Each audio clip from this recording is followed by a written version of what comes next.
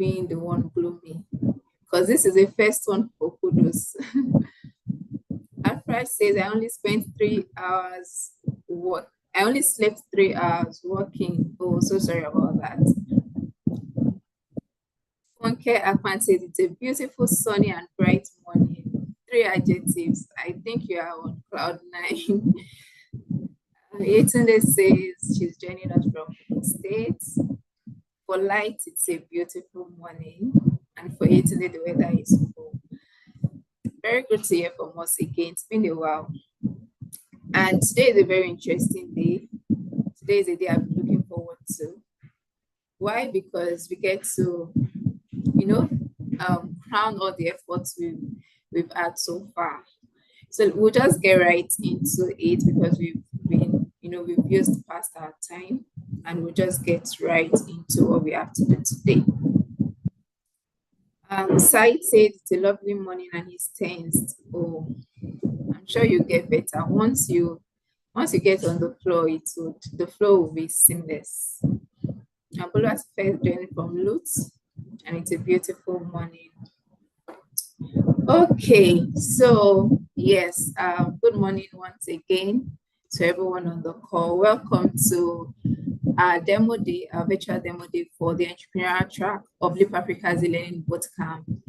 We've been on this journey of learning and unlearning and relearning for the past 9 weeks of conscious classes, but a time frame of about 12 weeks, so to say. And it's been an incredible one. We've gone from theory classes to more in-depth classes to putting our ideas on paper. And here we are today for a demo we are here today for a demo to, showcase what we've learned and share with everyone on the call, and also those that will get to interact with this session later. So moving on to the agenda for today, the first thing we're going to be doing today. So what we have today is not, it's a very quick one. We are here for business and we get out. That's it basically.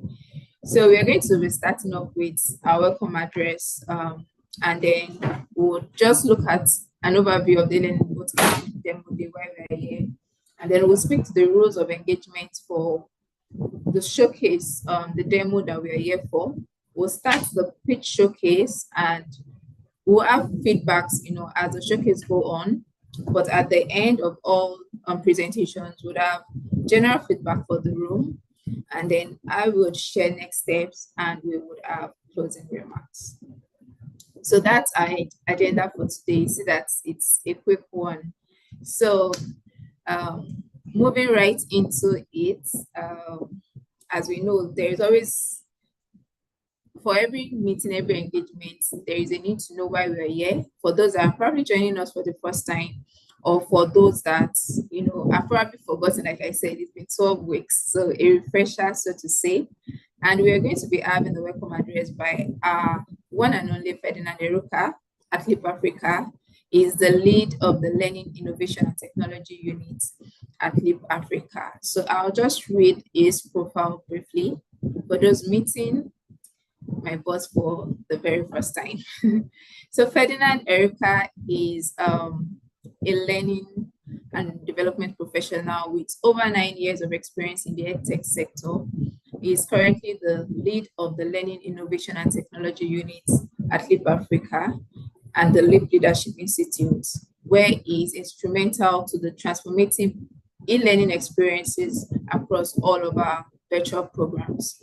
His leadership in integrating innovative technology, including adaptive learning pathways underpinned by data-driven insights, has significantly elevated the learning experience for young people in Africa. Just to add that on Ferdinand's portfolio is his contribution to the learning and development initiatives of Leap Africa that has cut across over 20,000 learners till date. So a virtual round of applause for Ferdinand Eruka as he takes the welcome address.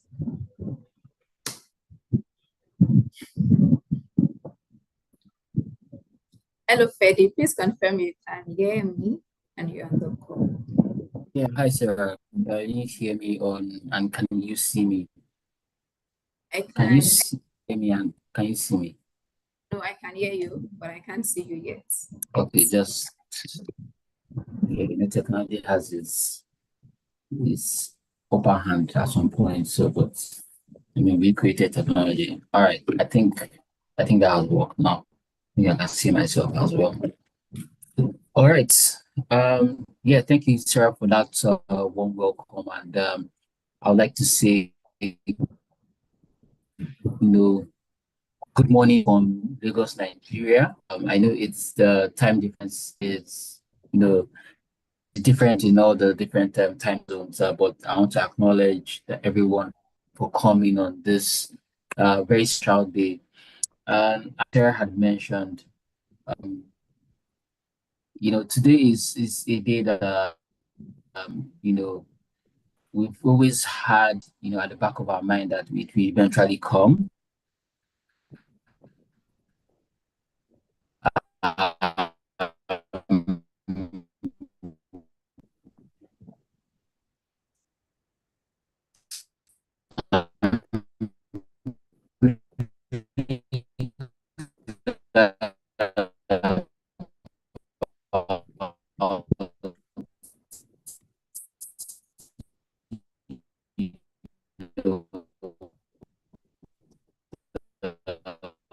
Okay.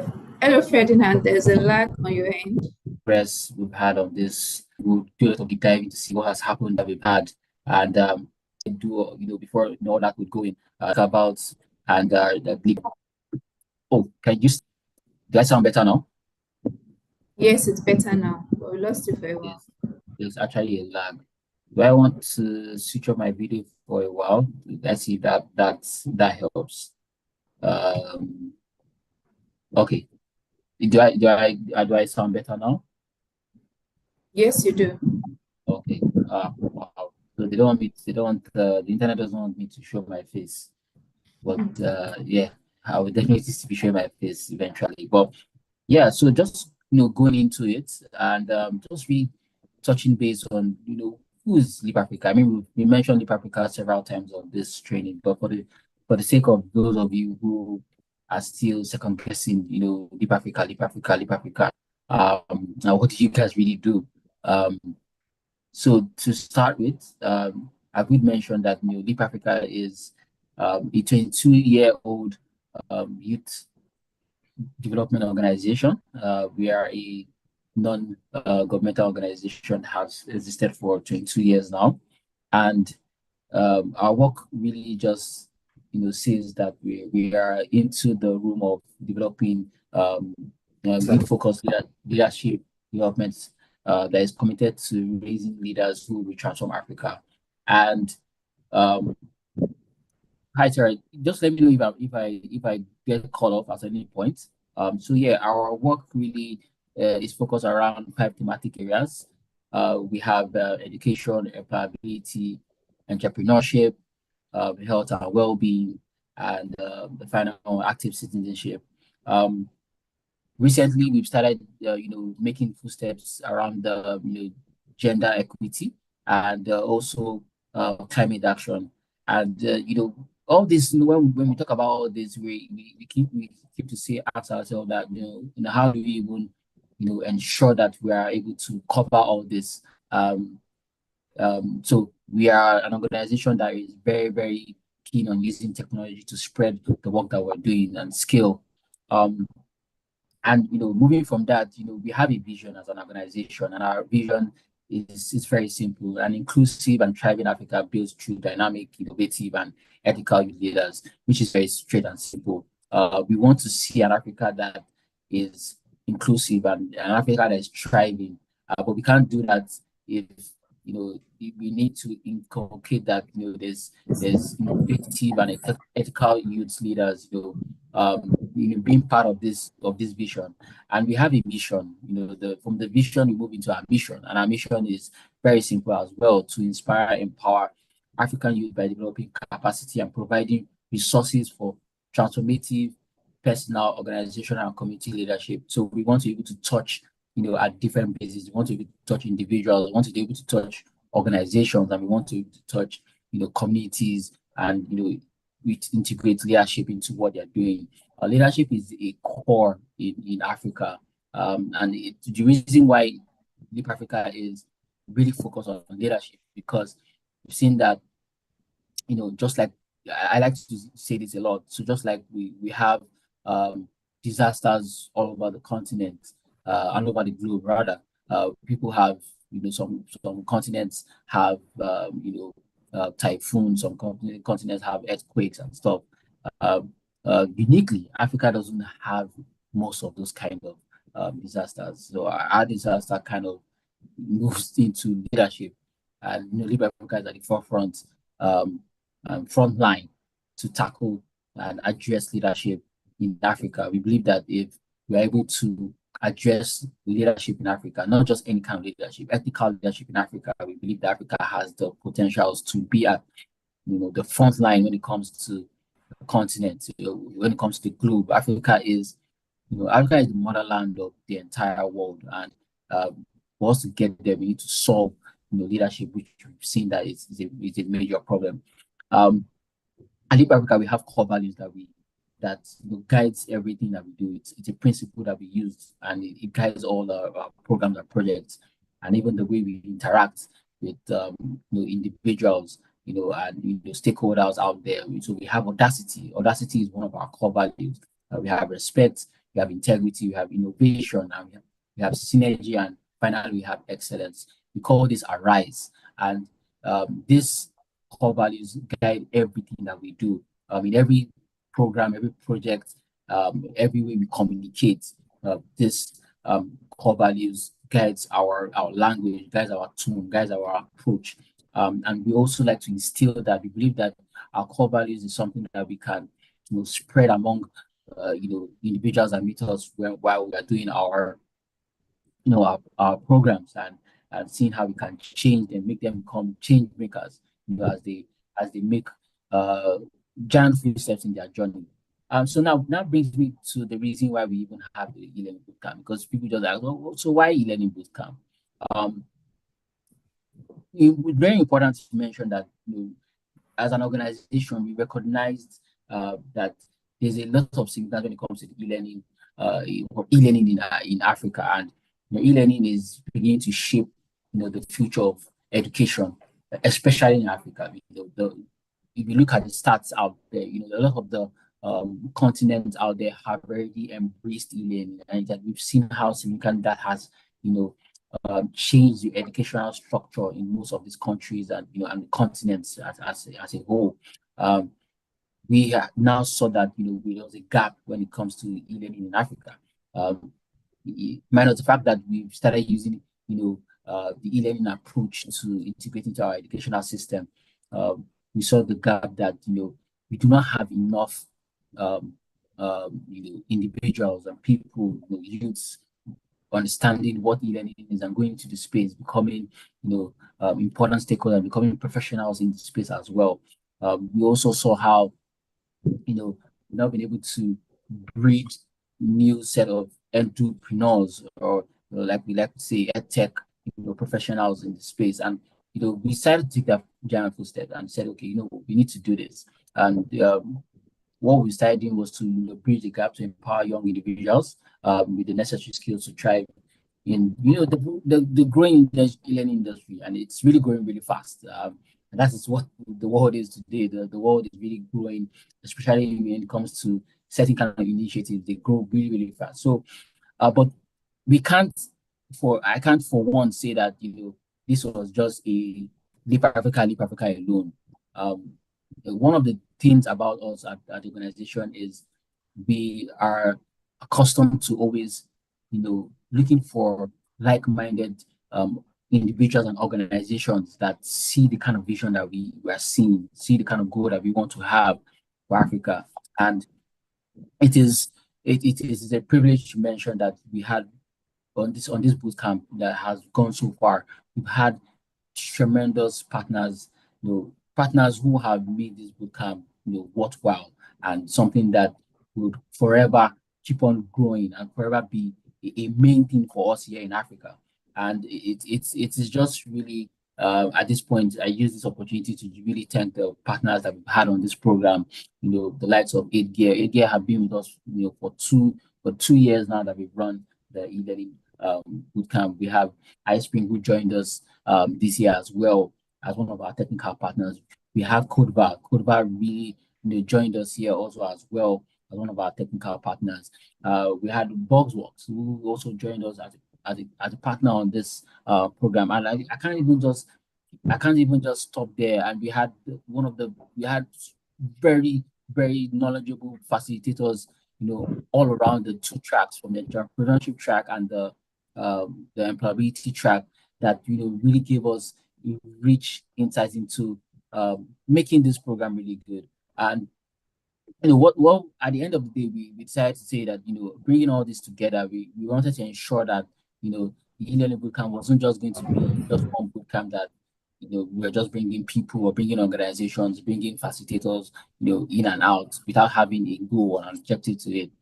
We had something we wanted the bootcamp to do, and we just had 4 key things that we wanted to do. And the 4 key things we wanted to do was, we wanted to ensure that the participants, we train participants to become e-learning course developers, which is really simple. We wanted that they could jump on this. When they come on this program, they're able to, when they're done with the program, they're able to say, what, I can develop an e-learning course smoothly without any issues. The second thing was, we wanted to be able to develop entrepreneurs, entrepreneurial mindsets in participants. Like I had mentioned, Africa needs a big growth in our edtech space, just like we have the fintech space in Africa that has really grown and has really even attracted global attention. We want us as Africans to be able to come up with edtech solutions, have that entrepreneurship, because entrepreneurship is really about seeing a problem and bringing a solution to it. And we want to be able to create participants who are able to see problems in our educational structure and educational system and say, what, with the aid of technology, I can solve this problem. That was the second goal that we had. The third goal we had for this program was to improve the earning power of youths in the learning industry space. To be honest, it's not just enough. Like I always say, sometimes you have passion for something, but you must also learn and understand how to sustain that passion. And it's not new news that financing and funding your organization and yourself is very important for your growth as well. So we wanted to also ensure that the youths are seeing the opportunity that there is a way I can increase my earning power as an individual, to grow bigger in this industry. And this is something we wanted to do. We didn't just want you to learn the skills alone. We wanted you to also be able to start earning properly well, to sustain yourself, to be able to fund your own growth and eventually take care of your personal needs. These are important things. We can't shy away from that. People need that as well. And I think the last thing that on that list, the last thing on that list is to say that we want to be able to develop and build next gen of edtech products for social impact. This is something that we are very we put all our soul in. We want to be able to see, we want to be able to come into a room where we're having a big event, and you can see all the next gen of edtech products, that are African focused and social impact focused as well.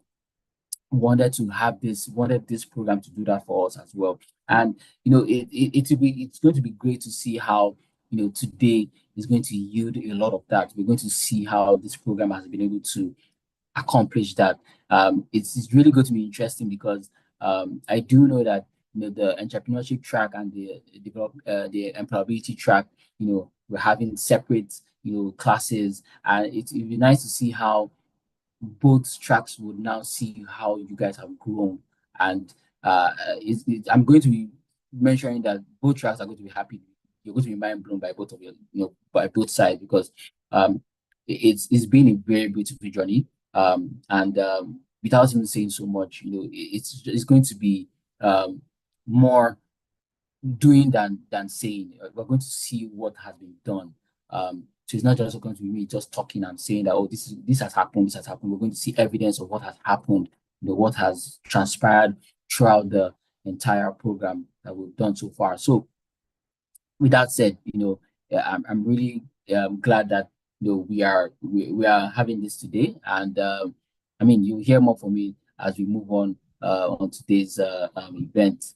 So with that said, I'm going to be giving the mic back to Sarah, and I'm looking forward to seeing the beautiful works that we're going to be displaying today, alongside with our partners and all our judges who are currently on this call as well. So yeah, Sarah, I think I would now give the mic to you. Thank you. Thank you so much, Ferdinand. Thank you. Well done. And yeah, so we'll just move right into it.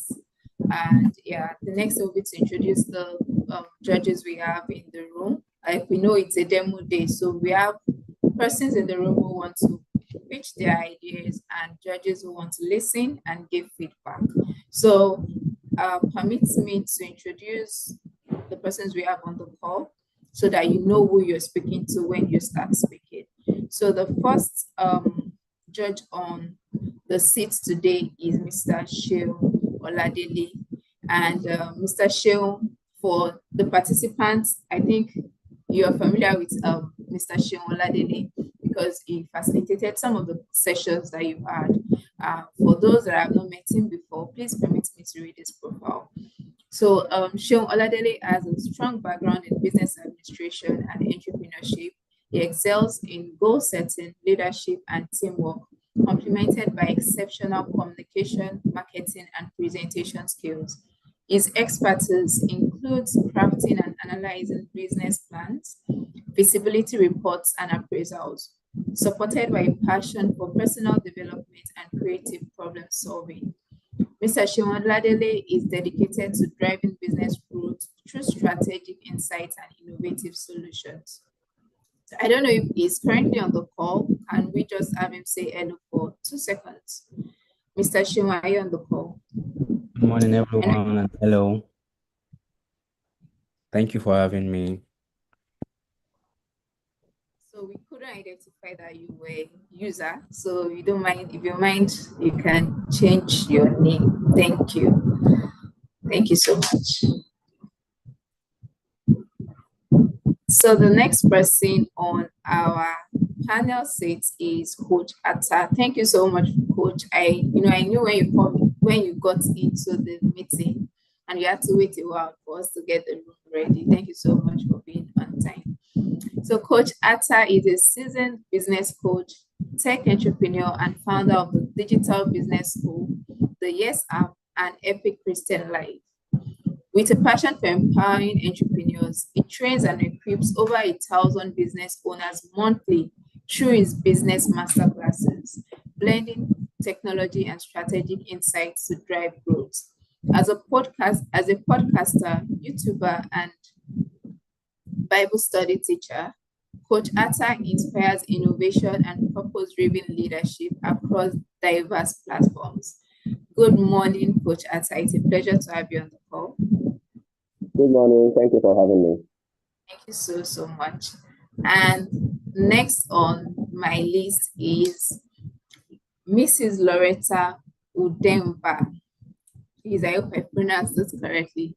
So Loretta is a dynamic and enthusiastic HR practitioner with over a decade of experience in various facets of human resources, including talent and organizational development, leadership development, culture and engagement, performance management, training and development, coaching and mentoring, succession planning, communication, and change management. Loretta possesses extensive expertise in professional training and development, having delivered courses such as customer service management, emotional intelligence, communication skills, change management, negotiation, and conflict management, particularly for clients in the oil and gas sectors. Good morning, Loretta. I hope you're happy to be here. Good morning. Thank you for having me on the call. It's a pleasure. Thank you very much. And last on my table is Ferdinand Erica. So we've met Ferdy, and yes, Ferdy is also one of our judges. I'm sure Ferdy wouldn't want me to read this profile again. So these are our judges that would be speaking to us today. So the next thing is also to give a thank you and appreciation to 8Gear. This session is in partnership with 8Gear, and that's because 8Gear has been the sole partner on the Leap Africa Learning Bootcamp on the entrepreneurial track. Over 9 weeks of training, we've had facilitators from Leap Africa coming to engage our learners on business principles and how to project themselves better as entrepreneurs, and also how to develop a growth mindset as entrepreneurs. So a very big thank you to 8Gear for doing this with us, and we sincerely appreciate.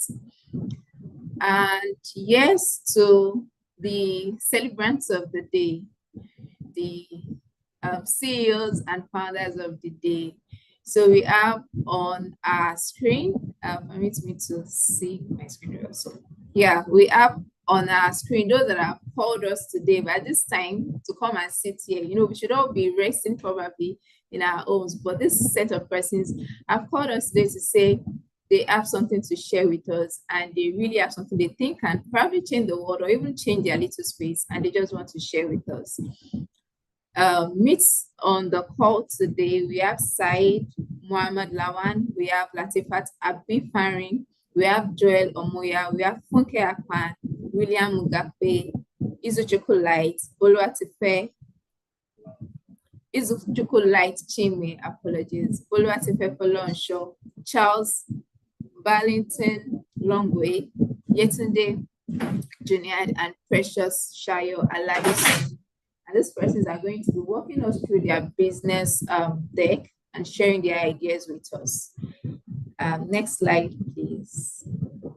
Okay, so I'll just speak to the rules of what we're going to be doing here today and what we expect to see. We know we've had a mock session of this before with Mr. Damilola. However, we should just set the ground rules. So we are going to have our judges listening to us pitch our solutions to them.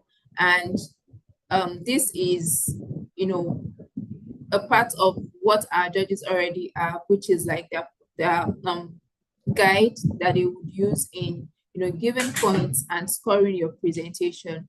So they are going to be looking at your presentation in terms of your innovation, problem clarity, sorry about that, solution viability, market potential, the business model, potential for impact, your content design, and your presentation delivery. So I hope that we've seen what is on the screen and we've taken notes so that when we speak, we know that, oh, I have attempted to speak to this particular area. Also, the score range that will be given is clearly displayed. So let's go to the next slide. Just trying to move. So the rules of engagement are pretty simple. We would have 5 minutes of your time for presentation and 5 minutes to take questions from the judges.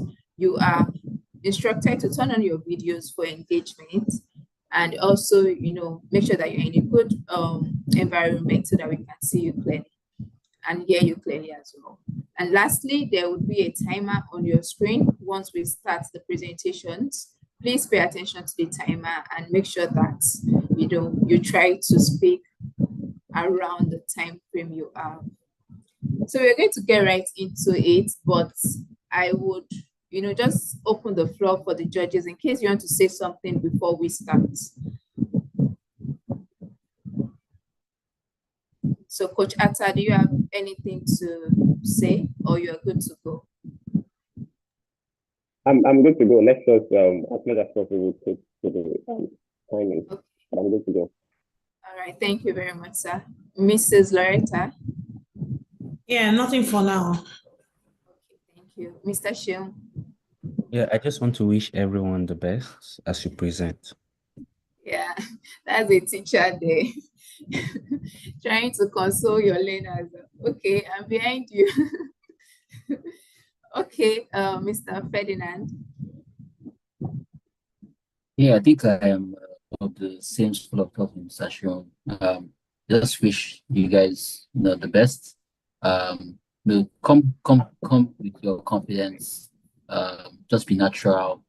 Um, you know, you are just looking forward to seeing the great work you guys are going to really present today. So yeah. All right, thank you. So we are going to go right into it, and all the learners do have their they already know the list in which they'll be presenting. So I'm going to be calling your business idea, your business name rather.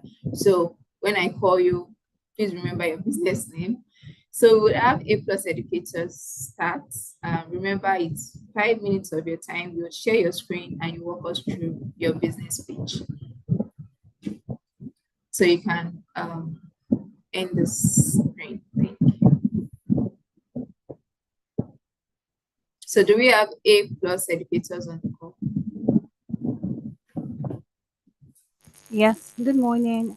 Okay, so I'm the one sharing my screen, right? Yes, you are. Okay. Okay, so good morning, everyone, and thank you so much for this opportunity. It's an amazing one. So I'm going to share my screen now. Yeah, first of all, you need to know that the first thing I want you to know is that I'm a teacher. And 2020 was a very interesting year. It's a year that you will not forget, I'm very sure. It's a year that made us to really understand the gaps that we have in the education space.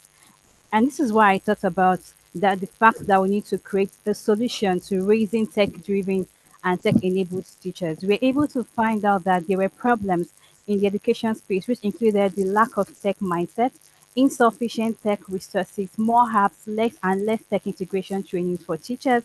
There were few tech communities or even non-existent in Africa, and there were less tech involved, teachers' involvement even in the product design process, which made us to have products that were created that were not even going to be used in the classroom.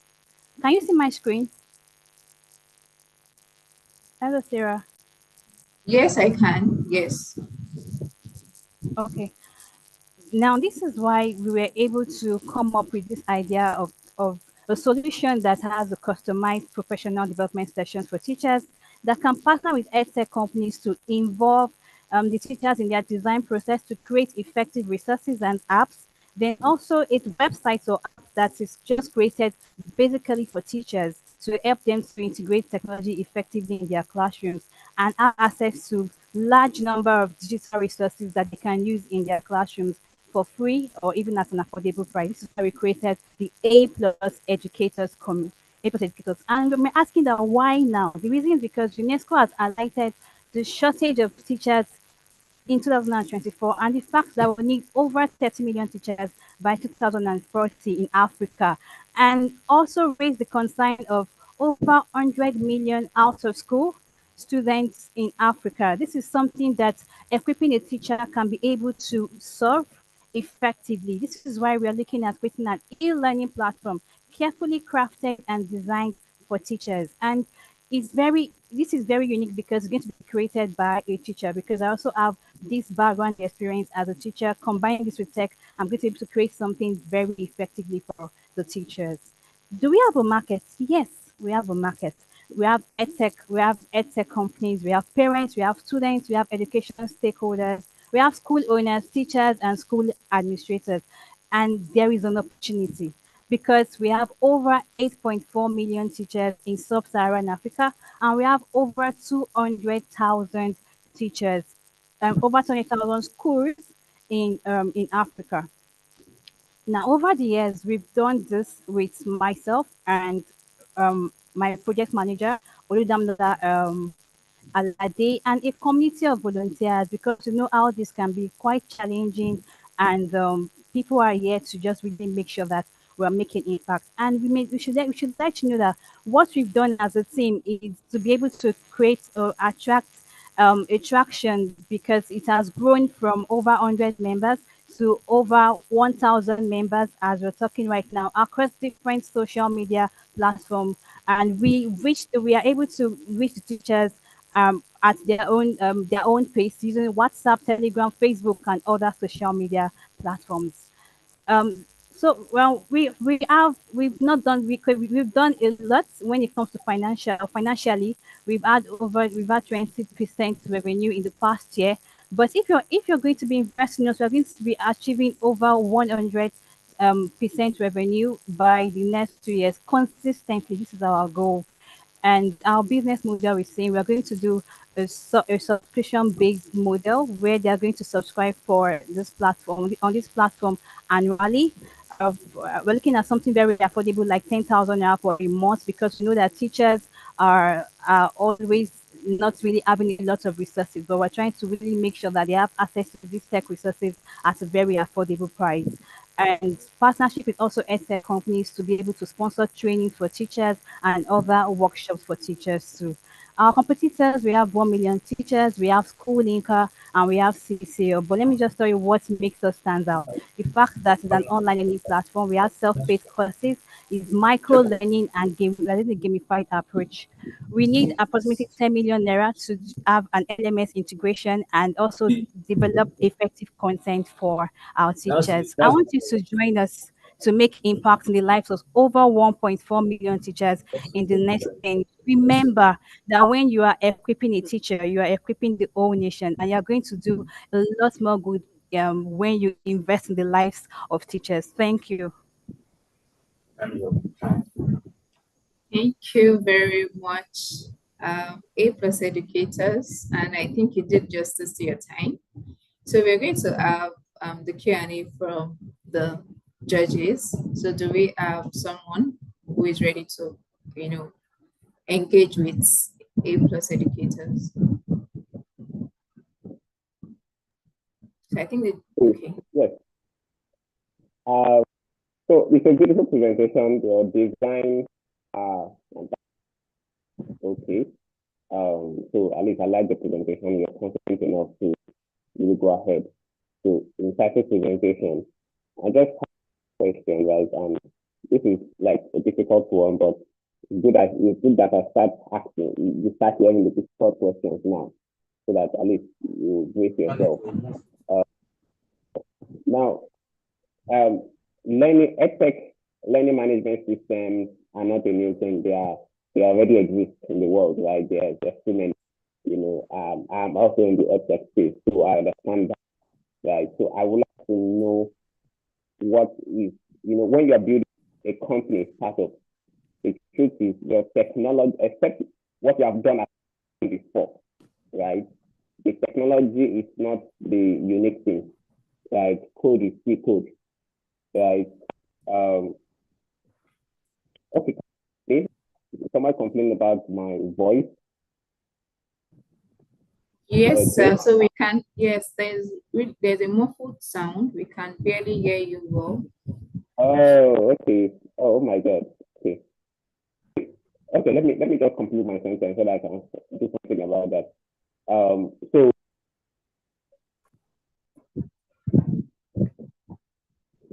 okay, so let me just conclude.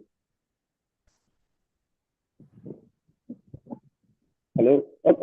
Yeah, so I just want to know what your unique selling point is, apart from the technology. What is different? What are you going to be doing different from other EdTech? Okay, so we are going to be creating, apart from the technology, but even though we are based majorly on tech integration, which is a very big deal for us because we know that tech is now and tech is the future of the education space. We are going to be creating accessible resources because most times it's not just LMS platform, but also the tech tools that those teachers actually have access to. So for us, we are going to be doing resources learning even on the WhatsApp platforms, things that teachers actually have access to, coming down to their level and making them understand how they can use the tools they have access to be able to create the impact that they need to make. For instance, for the out of school students, children, we ensure that we know that if teachers know how to use how to create resources on WhatsApp and how to use WhatsApp effectively, they can be able to eradicate or even reduce the out of school students that we have in all over Africa. But over time, we found that a lot of edtech spaces have just been creating LMSs that don't really meet the needs of those teachers. But being a teacher, I'm able to understand that it's not just it's not about the product. It's actually about making sure that they're able to use what is accessible to them to make the impact that is really needed. And this is why that is why this is a very big one for us because it is putting them through what they have access to make the impact. Thank you.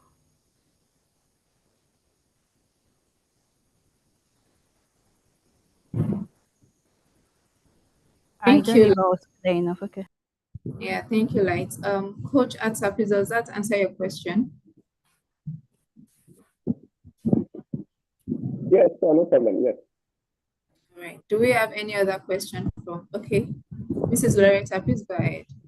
Okay, thank you, Ed Plus, for that presentation. I think maybe part of my question has been answered because I understand some of the challenges that the teachers might have, remaining online.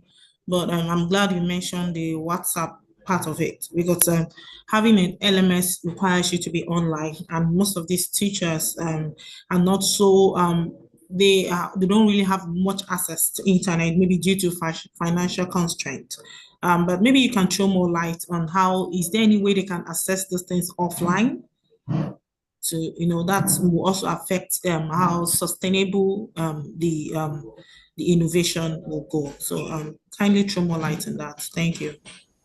Okay, so this is why I said that bringing in edtech organizations that already have established apps already to be able to create products like this, we really come in because we find out that lots of apps have been created, but they're not really channeled to meet these needs. For an instance, there's an app called Each, and there was a time we worked together with Each, and Each is looking at creating creating offline resources for students.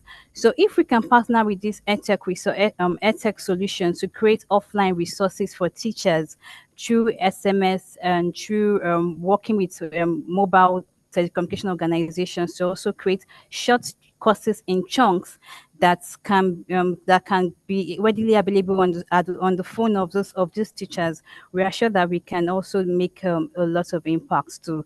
So this is why I said that we have a lot of apps there, but the truth is because we don't have teachers on the board, on the committees, or for the product designs, they don't really create what the teachers can really work with.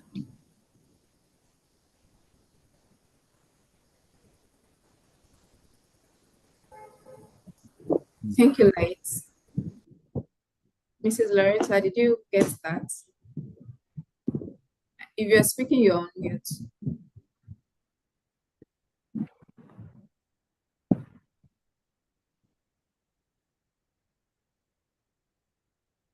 Okay, so we can hear you, but I really would like to implore our judges to please turn on their video so that way we can at least. Okay. Yes, I got that. I was having a little network challenge. Yes, it's very clear. Yes, thank you. Okay. Hey, educators, my name is Shion Oladele. What I would like you to clarify for me is the market potential. I understand that you've given us some statistics. We know that the number of schools are large. We know that the number of teachers, yes, we understand that there is a gap, right? It's clear. What is your market target and what specific strategies are you trying to use? Because I grew up in the northern part of Nigeria, and one thing I know, I kind of attended 3 different schools, I think, yeah, and cultural inclination towards technology differs across regions, even in Nigeria. And one of the things that teachers lack is adoption of technology. Teachers don't really the education system is not at the forefront of technology within the framework of a school. I remember when I was doing my PhD program, I would challenge the professors during our seminars. I'm like, we're supposed to be leading in terms of technology, but it just feels like when they bring it, you don't even want to hear it. So I want to understand how you intend to deal with this cultural barrier and to ensure engagement for your platform. Because the technology is not new per se. What's going to be really innovative for me is how you intend to have this engagement for your platform. And you can discuss this in terms of your market. Okay, thank you very much. Yes, I agree that the challenge or the what you've raised is actually very valid because I do trainings for teachers and I must say that it has not been a very easy one because of the challenge that you just highlighted at this point. But that is why when looking at my presentation, I said the first thing that we noticed was the lack of tech mindset. So we are able to understand that because I'm a teacher and because I've worked with a lot of teachers from different ages and different phases of life, I'm able to understand that most times it's not the fact that they just don't like technology. Most times it's actually because of the fear that maybe the laptop may get spoiled or maybe they may spoil an app or the fact that they may look foolish in front of the students. That is what makes them not to even attempt this at all. So that is why anytime I'm doing a training or even developing a course for teachers, the very first thing I do is to make sure that I do an extensive training on the tech mindset because once they have a tech mindset, going through the training and using those apps are going to be more enjoyable and they're going to see it as fun and even seeing their students as one of their guide or teachers. Now looking at the market, I must say that our market target is we looking at meeting those teachers one on one, which we started going to schools and telling them about this about the products and then about how they can sign up. Then secondly, making this affordable for the teachers, making sure that it's not expensive. That we're looking at doing 10,000 naira for a year, which we know that every teacher can actually also afford that, and or coming down to their getting the feedback from them from time to time to also help us improve our solution to know how we can meet their target needs. So I don't know if I answered the question the way you wanted to be Yeah. answered. Thank you so much. So the 10,000 naira is an annual fee, Yes. and this would still keep A plus educators viable. Yes, because we're looking at the fact that we're going to be having a lot of subscriptions from teachers, looking at the price being very affordable, and also partnering with edtech organizations are also going to help to cover a lot of gaps in terms of financial, yes, making A plus educator viable and effective or sustainable over time. So how many people do you need to enroll to break even? Yeah, so for now we need about 500 subscribers for a start to break even. And 500. yes, and we observe that over time running courses which we run in bits like for a month 5,000, we observe that we usually have close to 30 people coming on board to just run that course. And so looking at 10,000, we're sure that we can get in as many as over 500 subscribers to be on board. So let's do some sensitivity analysis. What if you get to 50? How do Yeah, you so intend? what if I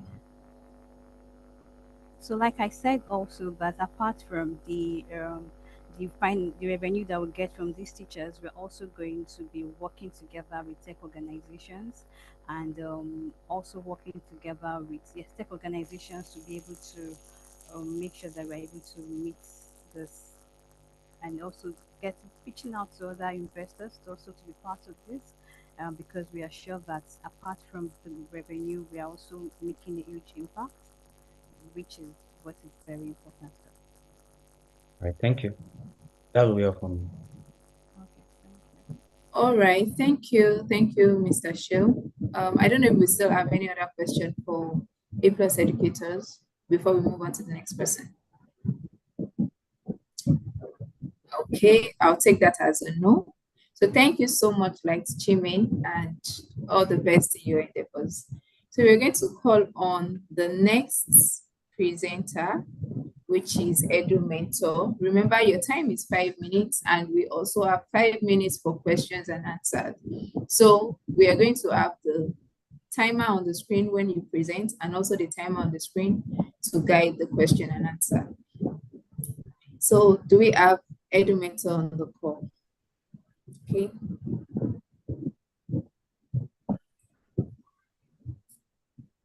If you are speaking, we can't hear you, but we can see your screen.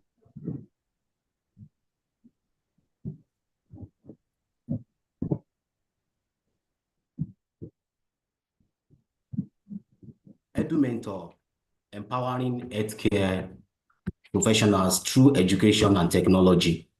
So there was a situation in Nigeria, a couple was looking for a child for almost 10 years, did a lot, about 10 failed IVF before leaving the country for the United States, which when they got to United States, USA, they had a successful, the first IVF did was successful. And they came back with a bouncing baby boy. But in 2 years, when the baby was 2 years, the baby had malaria, and they went to one of our teaching hospitals in the Southwest.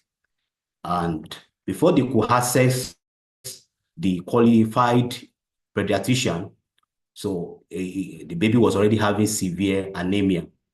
And eventually the baby needed to get blood transfusion. To cut the long story short, the baby was transfused with HIV-infected blood.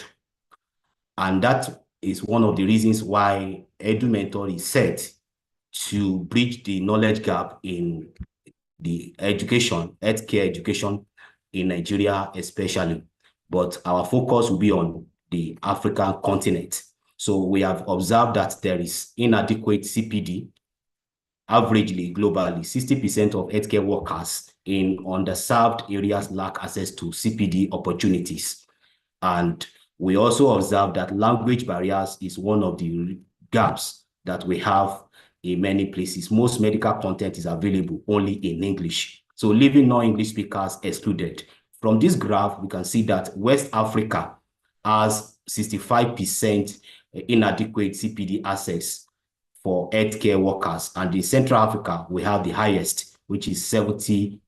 So we'll be focusing on these areas. So, and then for patients, healthcare access inequality is one of the major problems that we have.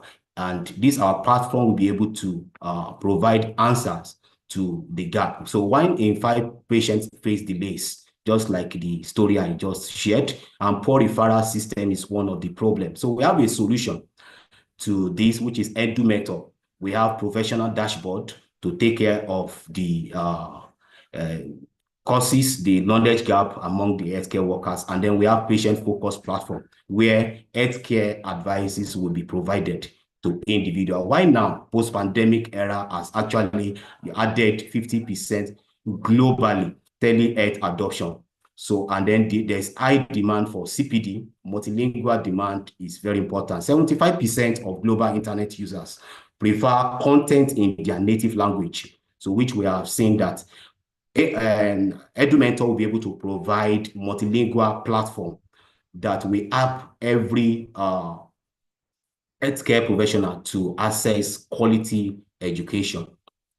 So market size, we are focusing on the health tech market, and we're also focusing on the telehealth market. And these are our target audience, 50 million healthcare professionals globally, 2 billion underserved patients worldwide. So our team and the CEO and the founder. So we have Agbola, who is the Chief Technology Officer. And then we have Professor Magba Biola Dairo David, who is head of education. So we have the subscription part for professionals and patients, and then we have the enterprise licensing, we have the referral, partnership, traction. We've done that before using a website, which I will share if time permits. So financial is we are focusing on maximizing our cost to provide user satisfaction and significant growth potential. So these are our competitors, Medscape, Coursera, Babylon X. Most of them focus on one area, leaving the other aspect that will provide solution to our clients, to the community, unattended to. So please, we are pleading and soliciting for your support to save a lot of people dying yearly as a result of inadequate quality education across Africa continent. So we need a sum of 12 million seed round to provide this solution that will solve the pending, the urgent need in our community. Thank you. Thank you, Boluwatife. Thank you. You ran out of the room. Thank you and well done. But we can't see you though, just so you know. You might want to come up. It's open. See what they're It's speaking. open. What is not showing? Okay. So we can just see a yellow background. So I'm not sure what's happening with that. But then my video is open actually. So I will try to. Okay, that's fine. That's fine. So we'll go on to questions and answers for now. 5 minutes with Edumentor. So do we have any judge with a question? You can raise your hand or unmute to speak.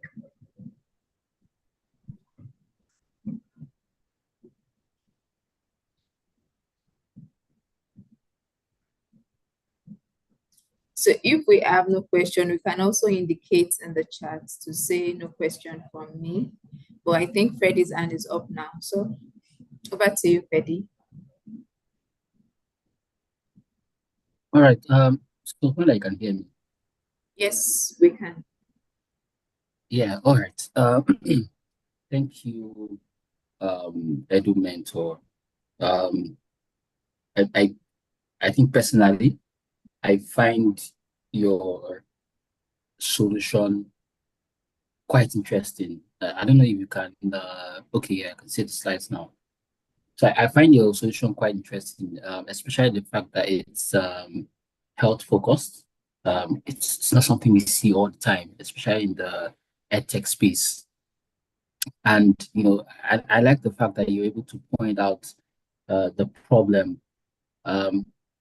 To be honest, as much as I have read articles around the certain problems we have in the health system, especially in Africa. I like the fact that you're able to point out that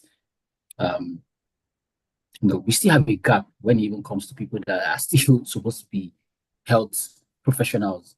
I think there's a stereotype that once you're in the medical field, like you figured it out. I think the I don't know if I'm speaking for myself, but I know a lot of people just feel that when someone says, I'm a nurse or I'm a doctor or one of the health workers, you just have this at the back of your mind that these guys already know what they're doing. And I like your solution. I really like to know how it's going to be deployed, especially in like the rural areas, because apologies. So I'm just looking at the fact that you did point out there is a language barrier. There's also a communication gap as well. Just really want to know how it will be deployed, and how we can identify health workers who even need this communication or need to what's the word now? I'm just coming for the word in my mind now. So who need this kind of solution to solve the communication gap? So for instance, when you were speaking, the way I consumed the narrative around the communication gap. So maybe a patient, speaking about a health problem that they have to the health worker or the health professional, and not adequately saying what the issue is, because as a health professional, you have series of questions you would ask, the patient, what's wrong with you here? Tell me what everything that's going on with you. It's from doing that analysis, and you can start to diagnose, okay, these are the possible things that is wrong with this current individual. But I just wanted to know what your platform will look like in terms of, when you are now deploying this to like rural areas. So for instance, if we say we want to reach out, we want health workers that are around an area that doesn't have so much technology or access to the internet per se. From the data out there, when an area doesn't have so much access to the internet, there's always the evidence of, how do you even deploy this kind of technology to them? Are they even versatile with what's up to date, and stuff like that? We're talking about them having access, using the devices to have access to your training. So I'm just wondering what that would look like for these guys who want to your training but don't have like devices, or the internet is really, really bad in that area. And I've been to a lot of places and done a lot of works in different regions in Africa, and we get to some particular regions and they tell you that, what, there's no device is working here, or there's no internet connectivity in this area and stuff. But we want your solution. We like your solution, but we want it, but there are things there are factors not allowing us to have some of these things. So just wanted you to talk a bit more about how the solution is, just a bit more detail. I know you just gave us like a surface, just a bit more detail, how you want to deploy this kind of solution. Maybe just give us like a small scenario of what a day of this would look like. Yeah, I think that's the best way I can put that. But yeah, I hope you do get my question. Thank you so much. I really appreciate. So this platform EduMentor is going to be both online and offline platform capabilities, such that even individual in low connectivity area will also access it. Currently in this country, we have, according to the publication on Punch newspaper, I think 2022, so we have just 7 laboratories accredited with ISO 15189. ISO 15189 is the minimum requirement for quality service in medical laboratory, minimum requirement. And we only have 7 laboratories in Nigeria from that newspaper with such accreditation in this country. So, and we have over 5,000 laboratories, medical laboratories in Nigeria. So I've been going around teaching a lot of people from different regions on quality management system. I'm currently in LUTH as I speak as a consultant to train them on quality management system in healthcare delivery in one of the departments. So I have partnership with OAU, Obafemi Awolowo Teaching Hospital, and the other centers, the satellite centers attached to the teaching hospital. So which we are creating this platform that we help them. Some of them can even travel down for their CPD program, take permission from their restricted area to their centralized center to access internet in case the offline access will not be sufficient for them. So we have people at different teaching hospitals. For example, Professor Amagbagbiola David Dairo is the Dean of Faculty of Public Health in UCH. He's my mentor. He studied medicine originally, now a professor of community medicine. So he has connection with other centers, major centers, whereby we can deploy the platform to the centralized areas.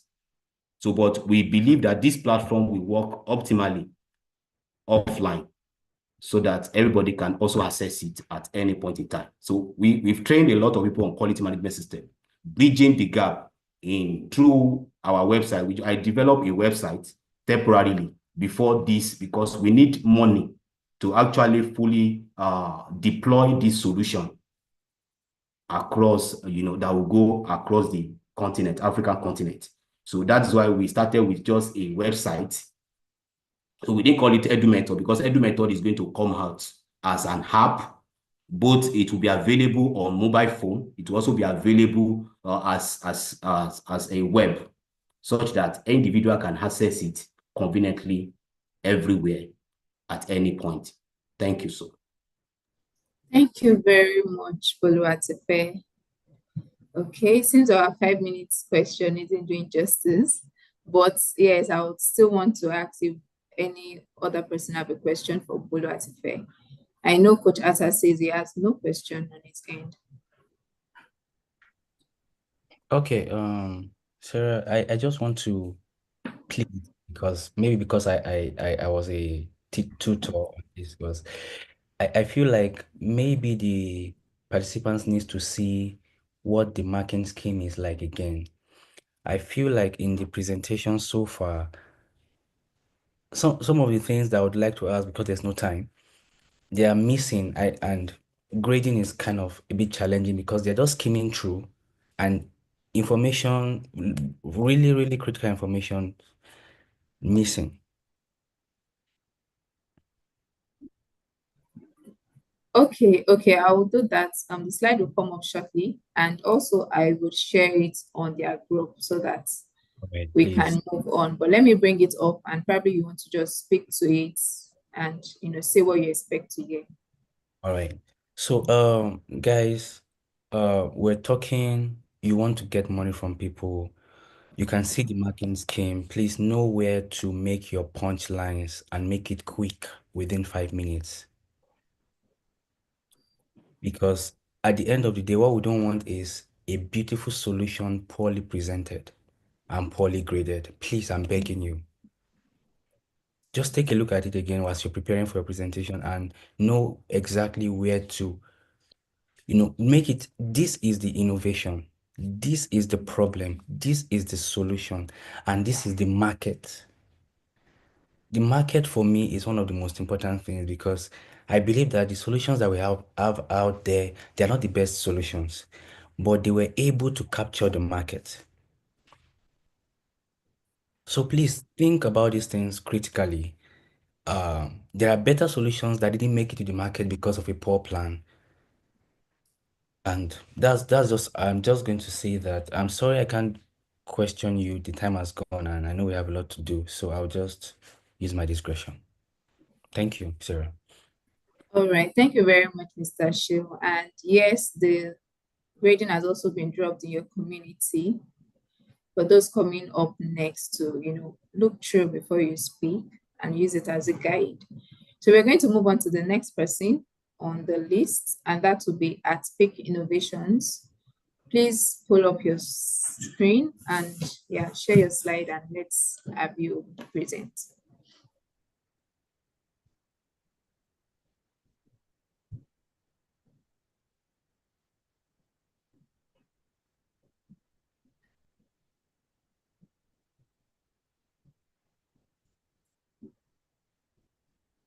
Hi, good morning, everyone. Okay, this is our Peak Innovation, where we enhance career developmental growth and information literacy through innovations and creativity. You can all agree with me that there is high demand of developmental skills between the employable youth in Nigeria. And this is because they don't have enough access to information, and most of them could not make a very productive career decision for themselves. This could be through social or economic factor, but we are at Peak Innovation to create some solutions for youth in Nigeria. We are offering the solution, and one of the solution is educational trainings, in which we do trainings for corp members and other employable youth in Nigeria. We also do that with career counseling, helping them to make career decisions for themselves to enhance their personal development and also their career development. We are also here to give them an easy access to career information that would help them to make the productive career decisions they need. And why now? Yes, this is the ideal time for Peak Innovation. And here we have to brief the solution to employable youth in Nigeria, just to help them scale up and help them to get the career that they need for themselves.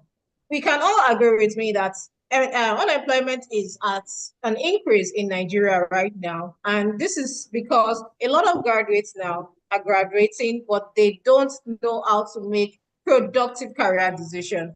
Even the organization that is taking them in does not have enough information of them, and they could not also access that information that they require to get the required job. Now we are giving them a job readiness skill and online training through our e-learning platform, which is an ongoing process presently to bridge the employability gap between empowering youth professionals in the competitive markets.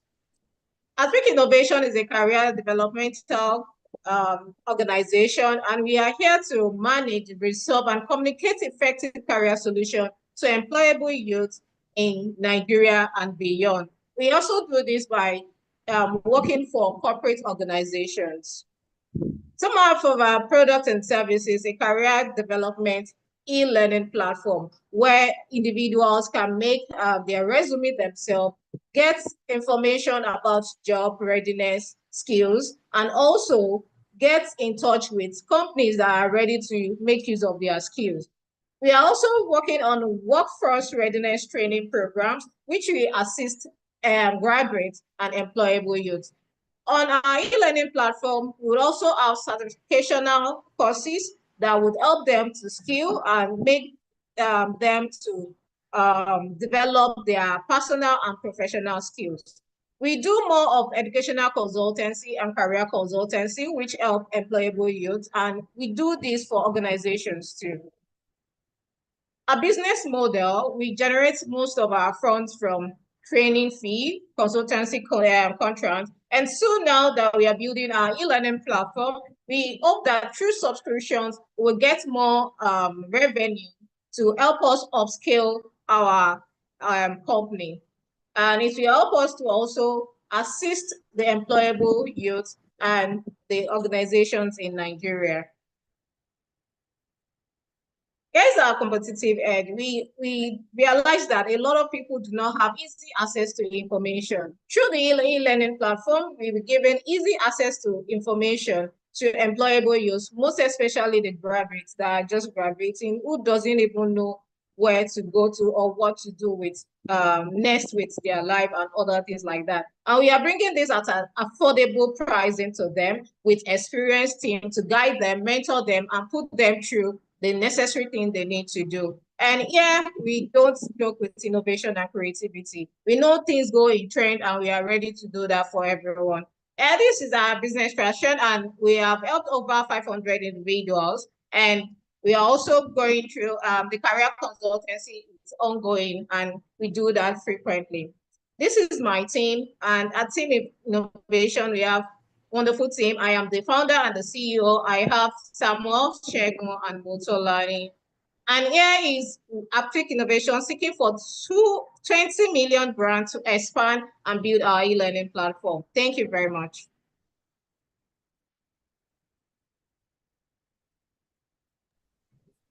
Thank you very much, Atpic Innovations. And yes, we'll take the questions and answers now.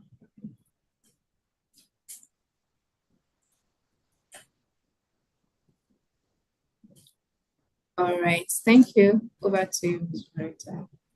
Okay, so at Atpic Innovations, yes, I'll commend you on such a very wonderful idea. Yes, it's a beautiful idea, but is it a sellable idea? That's the question. Because you said your platform will provide easy access to information. Now we have information at our fingertips. So what is that competitive edge you have over every other search engines we have? You know, ChatGPT can give you all the information you want, even just Google and most other AI platforms. So because when you're talking about career counseling and all the services that you're offering, what's that thing, that unique selling point that will convince me to actually pay for your services instead of going online to search for those information that I need? Thank you. All right, thank you very much. As I said, some of our competitive edge is experienced team who are ready to mentor and guide people even after they have gotten the information that they need. Yes, a lot of people and a lot of graduates right now get information, but some of them don't know how to analyze it. And that is where the career consultancy comes in, where we have a one-on-one interaction or a group interaction with this graduate or employable youth to help them, guide them, because sometimes it's not just about the information, but for them to analyze it and get productive solutions from there.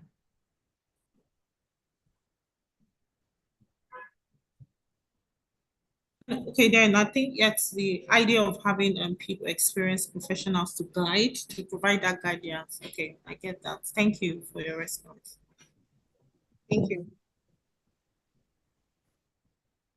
Thank you. Do we have any other question for AtSpeak Solution Innovations? Hello, can you hear me? Yes, we can. Okay, I hope the audio is a bit better now than before. Please just confirm that. It's fair. It's fair. Okay. All right, please. I really apologize for that. Yes. So I think for me, right, just to point out an opportunity for you is to, when you mentioned the training in the corporate space, I think that is probably where you should spend 80% of your energy, because the truth is this: whatever you are going to get from individual learners, right? One corporate sign up can cover that, for a whole year. So I think that's where you should probably spend most of your energy. Yeah. All right, thank you very much.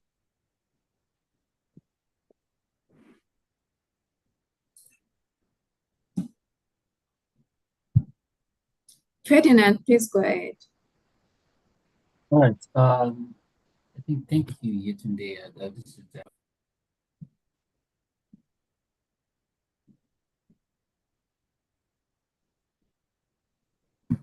Ferdy, you're on mute. Oh, can you hear me now? Yes. I thought I clicked that. Okay, yeah. So I was just saying that, thank you for the presentation. I think one thing I want to mention first is I really like your slides as a designer. I think I like it's quite appealing. I need to mention that. The second thing I'm just going to mention is I like your solution, just like Loretta had mentioned earlier. It's something that is really, really interesting and quite important, especially in this space, because we have a lot of graduates who just come out from school and they don't really know where they want to go to. They are all confused about what's my career journey going to look like. So I wanted you to be able to touch a bit on what your e-learning platform would do, because I know that we use a lot, we all talk about e-learning platform, but what specifically is your e-learning platform? Because that's quite broad. I see that you've added a bit of consultancy to what you're doing as well. Would your platform be hosting e-courses, or I just really want to know what a bit more detail what that e-learning platform is supposed to be doing. Do you want to stick towards just being, a consultant where we just giving them, just like Coach Atta just mentioned, do you want to focus on just the corporate ecosystem and seeing, okay, why don't we, have a handshake with the corporate ecosystem and seeing how we can, because we want to know what are businesses asking for in terms of talent. What's the new talent requirement that is out there? Because sometimes you're thinking that, oh, I'm doing all this in university. By the time you come out, you find out that your skill is obsolete in the current talent space for this businesses out there. A lot of businesses are not asking, do you have AI skills? But I'm pretty sure universities are not telling anywhere about that fact that AI is now something that they're asking for. So I already just need a bit more on your solution, just a bit more detail on it. That would be really helpful for me. Yeah. All right. Thank you very much for that question. And yes, before now, we have always focused on individuals. Before I started doing more of organizational contracts, helping them to source for their staffs and other things like that. So the solution about the e-learning platform is an idea of helping them to put together their resume, just for them to put the information that is needed, because a lot of time I help graduates to review CVs, and a lot of them miss out of the important information that they needed to put on the CV. So now doing the CV one by one could be a lot of work for me and my team, because there was a time that I needed to review about 50 resume within a week, which is very tedious, and we are just 4, and we had another additional person to assist with. It was a very tedious one. So when we have an e-learning platform, it will aid us to just direct them to input the necessary information. Then the e-learning platform can help them to put together a CV. And also from the e-learning platform, they can access some skills. There's some skills there that can help them to be informed about the necessary things to do next after they have their CVs curated together. Okay, this is the next thing. What can you do next? Things like that. There's going to be a training, like a platform where they can train more on skills that would help them to further more. So after all that process, if the such person needs additional consultancy or career counseling, they can book for the career counseling through the e-learning platform. Then we attend to them through the bookings, then we schedule time and other things like that. So, and the reason I actually focused on individual was because I started with individual. So, but now I'm scaling up to focusing more on corporate organizations, because they needed it more, because at some point they don't have enough skilled staff to retain them. Those even the staff don't stay very long in the organization, so it's a big problem. So they need to evaluate those people before bringing them on board, and keep on educating them about the necessary things that they need to know. So about the e-learning platform, that is what particularly I'm about to do. So the resume, there are some of them that need SOPs, cover letter. So they just say, okay, I want a cover letter as an secretary, just input the necessary information, and the LMS platform can help you to put together through assistance of AI to put together things that you would be needing for that job or whatever you need it for. Thank you, Yetunde. I think that was a very good one. As you're speaking, in short, I was coming up with so many things that can really help your solution. You have a lot of potential in what you have, to be honest. I need to mention that. And I'm hoping that eventually there will be opportunity to also speak to you outside this, just to tell you, how much you have, you can add, more value you can add to your solution. But yeah, I think that was good. So I will give the mic now, but thank you so much for that. Yeah. Thank you so much, Ferdinand. All right, thank you. Thank you so much. Thank you so much. So we'll move on to, yeah, I think the question has gone round. So we'll move on to the next presenter, and that would be Bonda. Please, can we have Bonda on the call?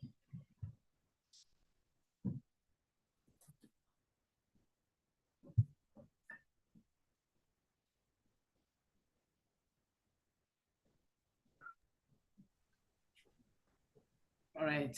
I hope you can see my screen. Yes, we can, Charles.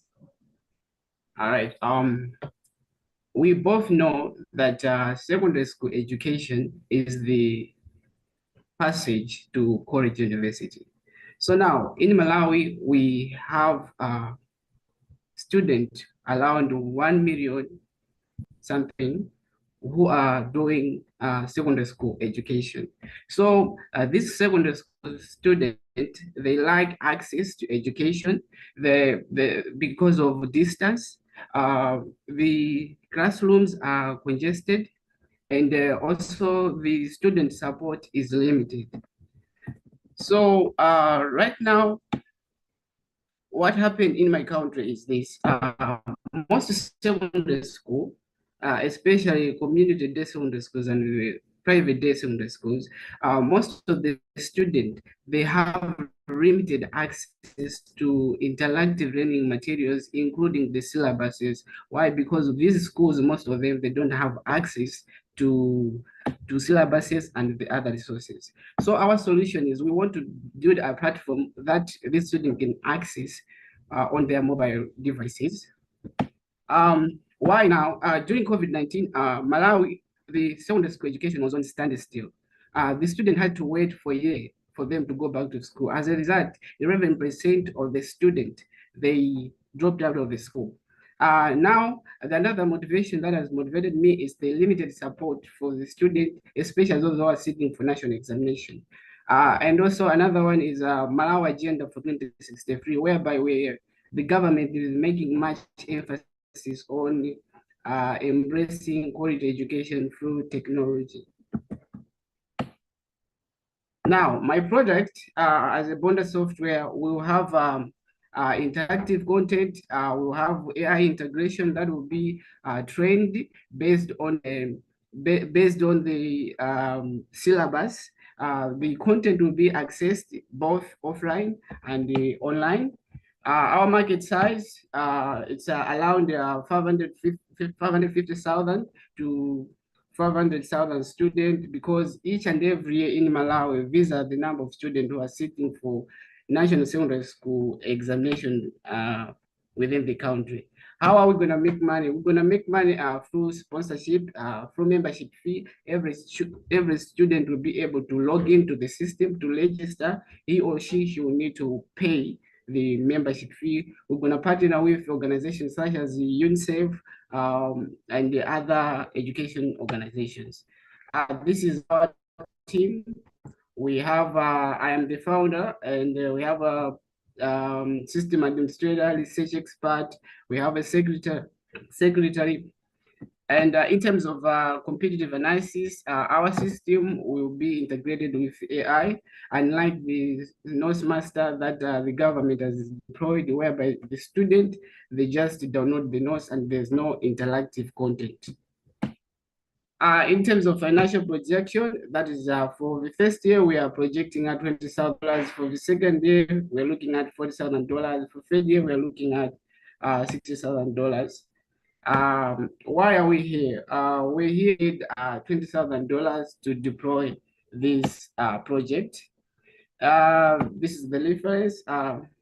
We believe if we improve secondary school education, we have improved quality education, because without secondary school education, you can't have access to university or college education. So thank you.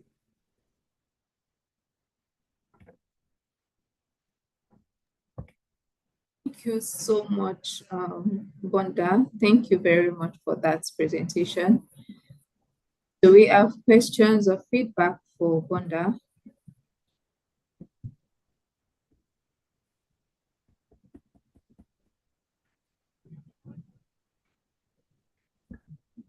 Any question, any feedback?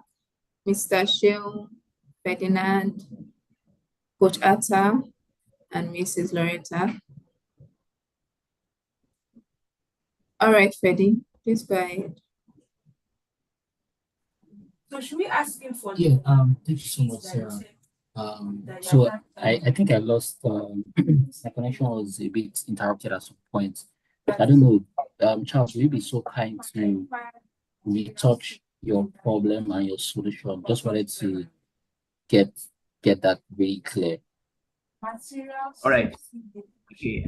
Okay. My problem is I'm saying that most of the students in secondary school in Malawi, they don't have access to enough resources in terms of their syllabus. As a result, when it comes to national examination, they don't perform well, especially those in community secondary schools. So what I'm building is a platform whereby these students in secondary school they'll be able to access the learning materials, be it books, syllabus, based the content into that platform, and they can also access student support through the application by using AI integration that will be fine-tuned to give responses based on the syllabus that Malawi is in.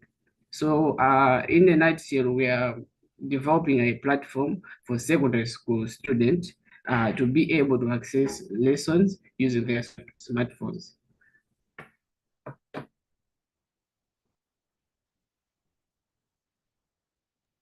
I don't know if I've answered the question. Yes, thank you, Charles. I think that's better now. I've gotten the information I needed. Yeah. All right, thank you. Any other feedback or comments for Bonda? Bonda, have you done? Mr. Shio, mute. Okay.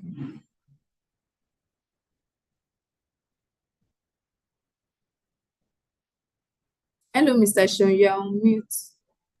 Have you done any market validation for this idea? If you have, please let me know how it went.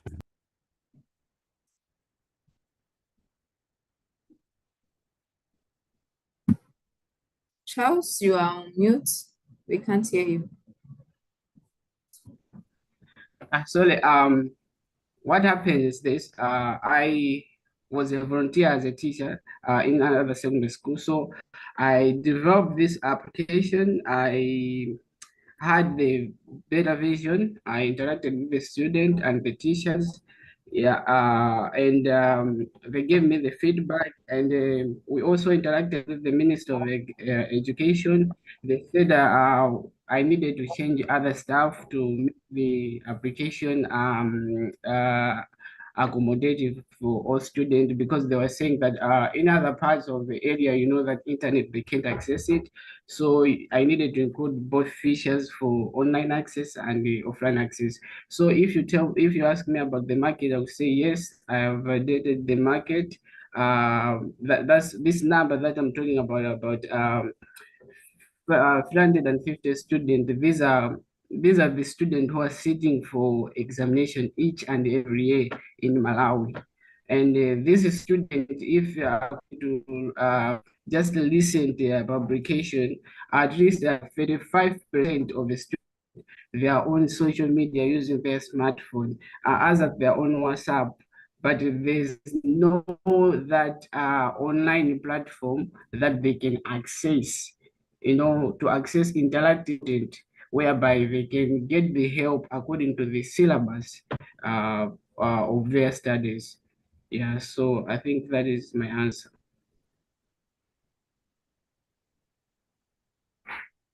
Hello? All right, thank you. Okay, thank you. And very well done, Charles. Wishing you the best on this journey. So we'll move on to the next person and next business idea, and that would be Yoruba Sprouts. If you're on the call, please, you have the floor.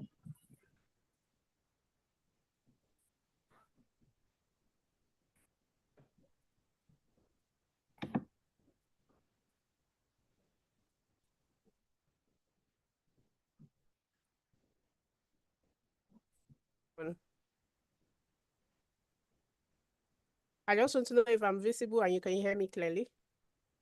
Yes, we can hear you and we can see you. Thank you very much. So good day, ladies and gentlemen. I want you, just give me a moment, yes. I want you to go on a journey with me to the Murtala Mohammed International Airport. So Kayode has just come back to Nigeria after several years of sojourn in the United States. He came back with his son, Deji, and he's meeting his mom after all these years. He sees his mom, is happy, he's excited. He goes to her, hugs her, and then prostrate for her. Deji is there, confused and wondering, why is his dad lying on the floor for his grandma? Grandma is wondering why Deji is also not prostrating for her. But Kayode is like, Mommy, it's okay. I'll explain to you later. After that vacation and they're back in the US, Kayode starts thinking, what can I do to solve this problem? Say hello to Yoruba Sprout. We've seen that there's globalization all around. People are moving from one location to another.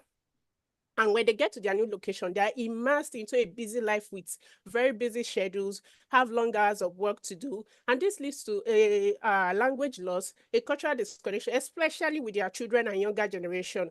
And this is also brought about because there are accessibility issues. There are no resources where they have they don't have access to the resources they need to train their children in some of these native languages. And there are also resource gaps because these resources are simply not available. So the solution that Yoruba Sprout is providing is that we are going to provide interactive lessons in Yoruba language that the younger generation can take anytime and anywhere. And this will not just be educational focus or interactive lessons alone. They'll be infused with storytelling and cultural activities, and we'll be flexible where the children can take this anytime, even without the parents' support. And this in turn will foster heritage, pride, cultural identity, and that self-esteem to say, yes, I'm a Yoruba boy and I can relate with my roots. So why now? We know that we are in the age of Japa. Whether we like it or not, people are moving from one location to another because they are seeking for greener pastures. And we can't blame them for that. Here in Nigeria, we see people move in droves from different fields and specialty. Doctors are moving to the likes of Saudi Arabia, to Oman, to Qatar. Nurses are moving to the US and the UK. And you even have students seeking for scholarship opportunities to go and study abroad in the UK, in Russia, and some of these other common countries that we know. So there's the urgent need to preserve our culture for the Yoruba people, because whether we like it or not, globalization is here and people need to look for ways to preserve their identity. And these present modern challenges. And we are in the age where the e-learning industry is growing rapidly. And this seems like the best solution to solve the problem of cultural preservation. As a result, Yoruba Sprout is coming at the right time for the right people. So what's the product? The product is going to feature interactive language lessons that will engage the learners, storytelling and folktales to take them back to their roots, to link them to their culture, to foster that sense of identity, along with language games and quizzes, and then flexible and on-demand learning. That doesn't matter if their parents are busy and not available. They can always take the lessons anytime and anywhere. So what is the market size? Well, currently we have about 50 million Yoruba speakers in the world.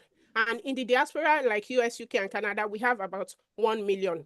Now, the global language learning market is about, we grow to about 300 billion by 2032 because it has a compound annual revenue growth of 20% year on year. So we already know that the market is there. Now, if we take about just 5% of the Yoruba people in the diaspora, we are looking at about 50,000 potential users for Yoruba Sprout. So from the total addressable market, let's say we are able to service about 40% of Yoruba people in the diaspora that have children in their families. Let's say about 20,000 families in total. If we use that 20,000 families in total, we can project an annual average revenue revenue generated from our user at 100,000 naira per user, and then that would lead us to about 100 billion annual revenue potential. So currently, I'm the only sole member of the team because this is not an idea that has launched yet, it's just starting.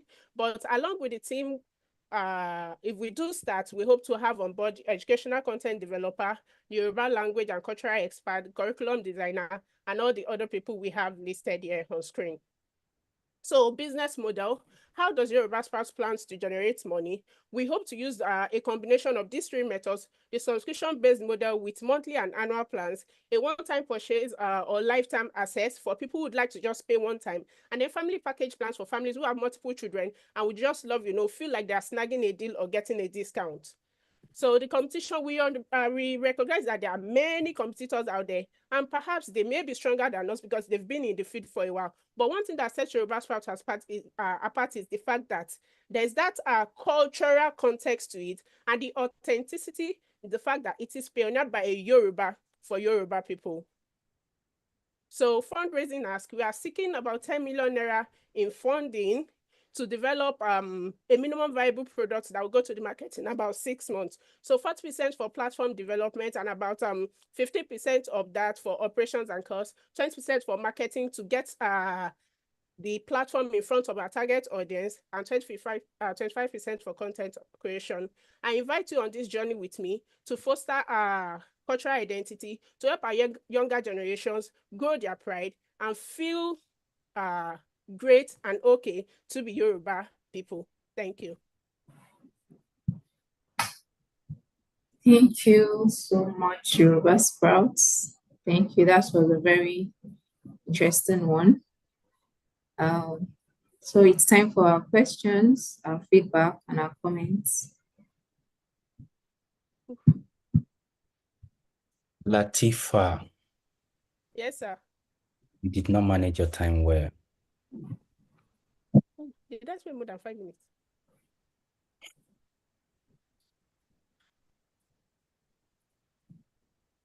Okay, so if you are the only one on the team right now,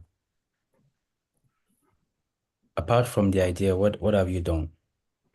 Okay, so I would say I'm someone who loves to share things on social media a lot. So some years back, I did like a Yoruba folktale video that I shared on my social, and it kind of blew and went viral. So I noticed that people were interested and they were asking for more. So I created a YouTube channel for that, although it's something I've not really been active with for a while now, but it did get some traction. And I also noticed after that, like in the community, like the social circle then on my socials, I noticed some people started popping up with solutions about taking Yoruba classes for people in the diaspora who would like, to have their children learn Yoruba. And they were getting people to take purchase their services. So that was like the validation I needed for this idea. So if you don't mind, I can play one of the videos for you if you'd like. All right. So thank you, Latifa. Meanwhile, I think I've stumbled on a couple of videos on maybe Instagram. I don't do TikTok, but I do Instagram, and I see some videos talking. There's particular channel, a Yoruba guy that talks about Yoruba history, and share. Oh, I'm having some renovations done around the house, but how do you compete? Because people find it easier to relate with social media. How do you compete with this with an application? Okay, so I think the social aspect is for people who are looking for just on-demand content and entertainment. That's just for consumption and engagement. The kind of people I'm addressing, there are people who are looking for a solution to a lasting problem, and there are parents who want the best for their kids. So some of these people you've also mentioned, some of them are not even they are not organizing classes or creating educational content targeted at specific target audiences. They are creating content for their channels to get engagement, which they kind of tie to, promoting the Yoruba culture and identity, but it's not complete. It's not an all-round solution. It's just one aspect of the whole idea. So what we hope to do is that we can have structured courses and programs, directed at different age groups, starting with children, up to the higher classes maybe, and then they can take these courses and move from one level to the other as they begin to master the language. Finally, what specific market strategies? Because this is a targeted market. It's for people that want to. What are the specific strategies you intend to put in place to really get them? The market is there, fine. How do you want to get the ones that are for you? Okay, so I think the marketing strategy is going to be basically 1, social media marketing, then 2, partnerships with organizations, and 3, referrals and word of mouth. And let me explain. So social media marketing, some of these people are on social media a bit silently. I'm sure many of us can relate with some of the friends we have that are in the US or in the diaspora. Most of them are online, but they don't really engage. And some of them see these things and opt for them. I have a friend like that who also using some of these services for our kids, homeschooling, home lessons for our children. So I know that they are there on social media. Now, partnership with organizations, some of these people invest back home through charity organizations. They are involved in some of their religious organizations right from the diaspora. So we want to partner with such organizations to get access to the audience that we need and kind of promote our service to them or our solution to them. And then refer and word of mouth, because this is kind of niched and a specific target market. We believe that we are able to get some people on board, and we do great and do well. They'll be the ones to help us tell other parents in the diaspora about our solution and how it is helpful for their children. Okay, thank you. That'll be all. Thank you very much, Mr. Shem. Do we have any other question for you, No question on my part. Like Dr. Shenwa has rightly mentioned, it's quite an innovative idea, but targeted markets, especially those in the diaspora. Even in Nigeria, you'd be surprised how many parents will. Yes, even in Nigeria. I was hoping someone would ask, because whether we like it or not, because even here in Nigeria, there will be schools that we can reach out to as part of partnerships that will help us, share it with their customers or their parents in school, because some parents here in Nigeria would also love to have it. Okay, so good one. No questions for me. All clear. Thank you very for much. that. Yeah. Thank you very much. Thank you so much, River Sprouts, and all the best. So we'll move on to the next speaker, and that will be Rika AI. 5 minutes. Please go ahead.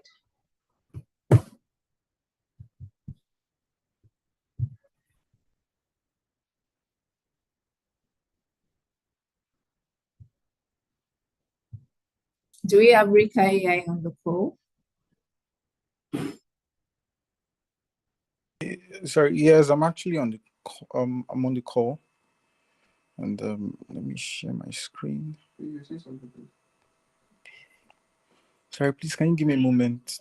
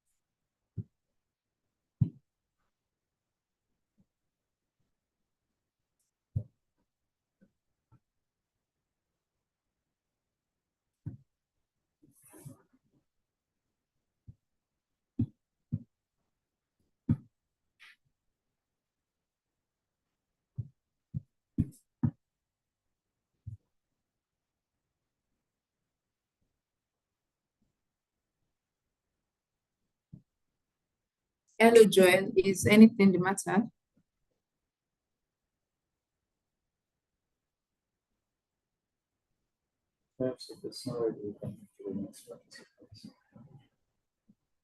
Can you hear me? Okay. All right. I'm actually trying to share my screen from the system, but it keeps loading. Okay. Okay. So you can try that and check your network connections. So we'll come back to you. Hopefully you'll be able to present after the next person. So let's have Smartlane, please. We are behind time. Smartlane, are you on the call?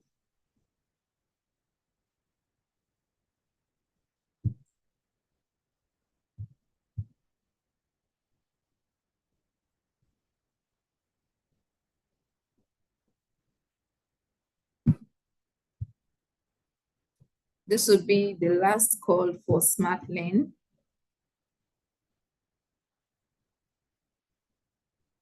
Okay. So would have Swift Read please come up to present?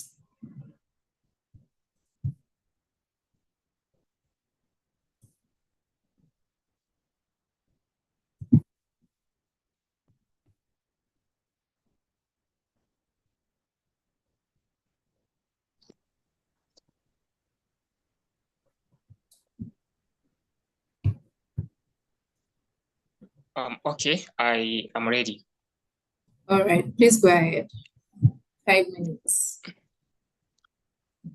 Thank you very much. Let me start with a scenario. Mariam Adesina lives in the Northeast Nigeria. She's a fresh graduate and have been wanted to learn a tech skills.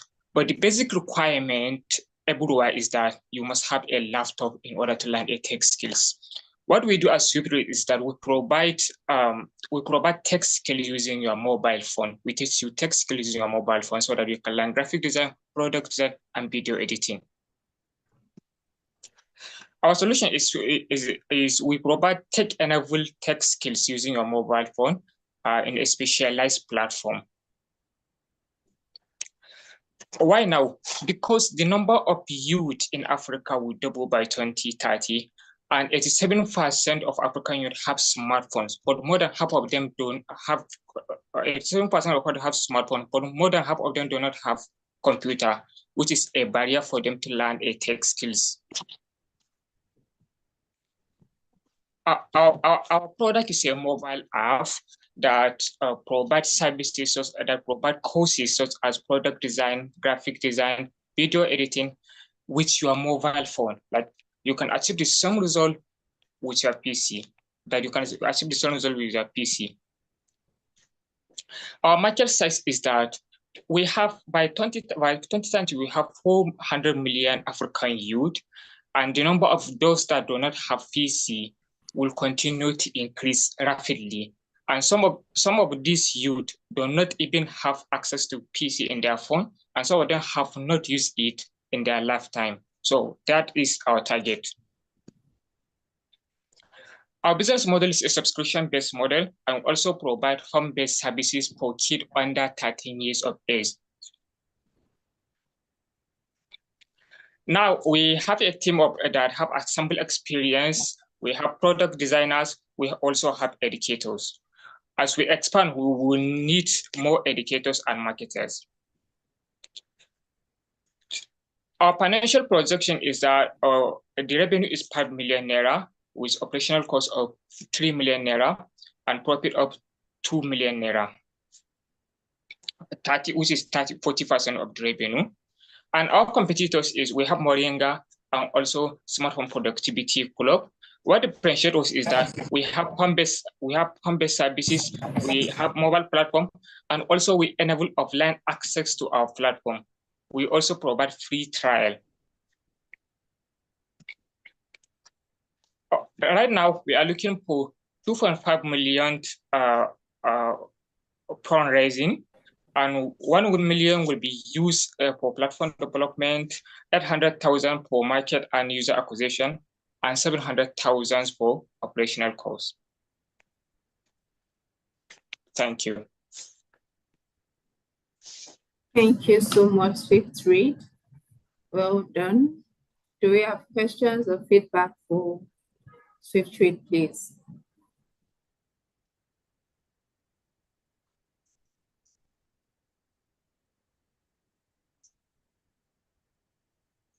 Any questions, comments, feedback?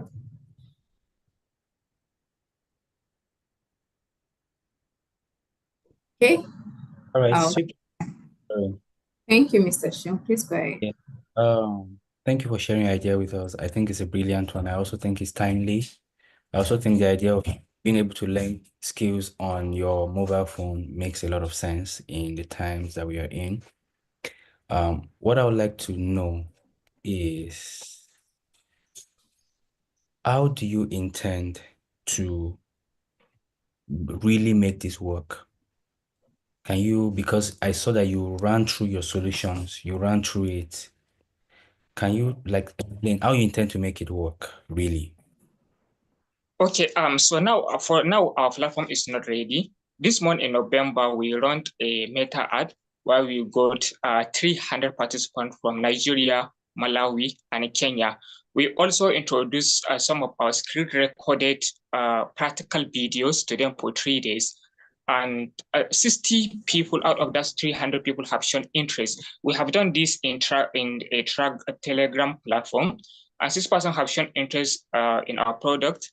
And out of this 60%, we were able to get 28% of them to give us, for Nigerians to pay 3,000 Naira to get access to our videos for 30 days, and also $5 for people that are outside Nigeria. So for now, we are running the program on Telegram platform.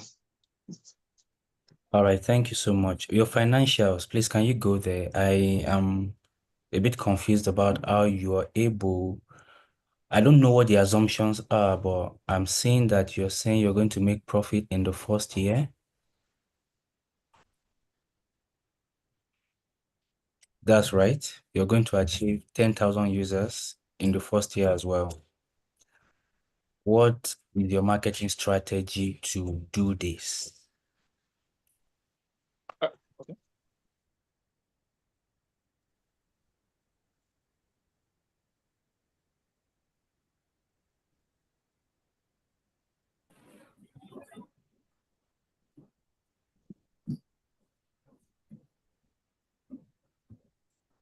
Said, if you're speaking, we can't hear you.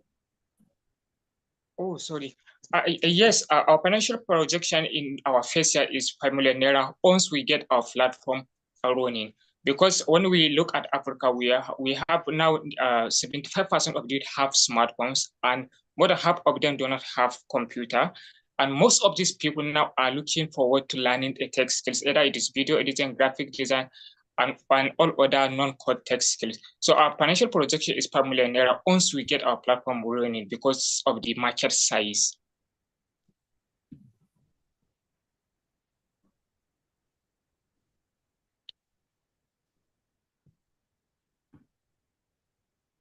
All right, thank you.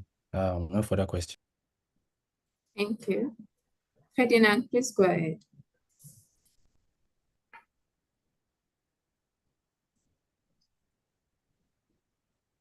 All right. Please confirm that you can hear me. Yes, we can. All right. Joe, do you want to mute? All right. Okay. Yeah. So thank you, Swift Reed. Yeah. I hope I pronounced that right.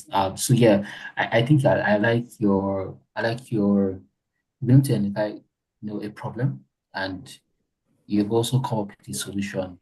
And I think I agree with Sharon that you have an opportunity here as well. And I'm also treated to go into your financials. Financials, it's I don't know. I want to be able to add to this. Do you want to move to the slide where you're asking for oh yes, fundraising acts? Yeah. I want you to go back and maybe take a bit do more research on this. I'm not sure if 1 million will cut it for a platform development. I'm using the current realities we have. So if you're going to be building this 1 million, when you're saying you want 1 million for your platform, are you going to be building from scratch, or are you going to be plugging into an existing platform that you just have to be paying subscription for? And if you're going to be paying subscription for, I'm also still not certain 1 million will be good enough. When you talk about your operational cost, what's involved in your operational cost? Because as you were speaking, you did mention video editing, the kind of courses that you want to give out to this your target audience. If you're talking about video editing and stuff, who are the people making up your faculty? because you will have curriculum experts that need to, or the subject matter expert that would be part of the team. Are you sourcing them from outside? Are you going to get a consultant for that? If you're going to be creating these courses, you need more money than what I'm seeing here to be able to achieve that. So I just wanted to hammer on this. I really wanted to rethink the fundraising acts. But if you're looking at something that's really bite-sized, that's really small, you want to start really small,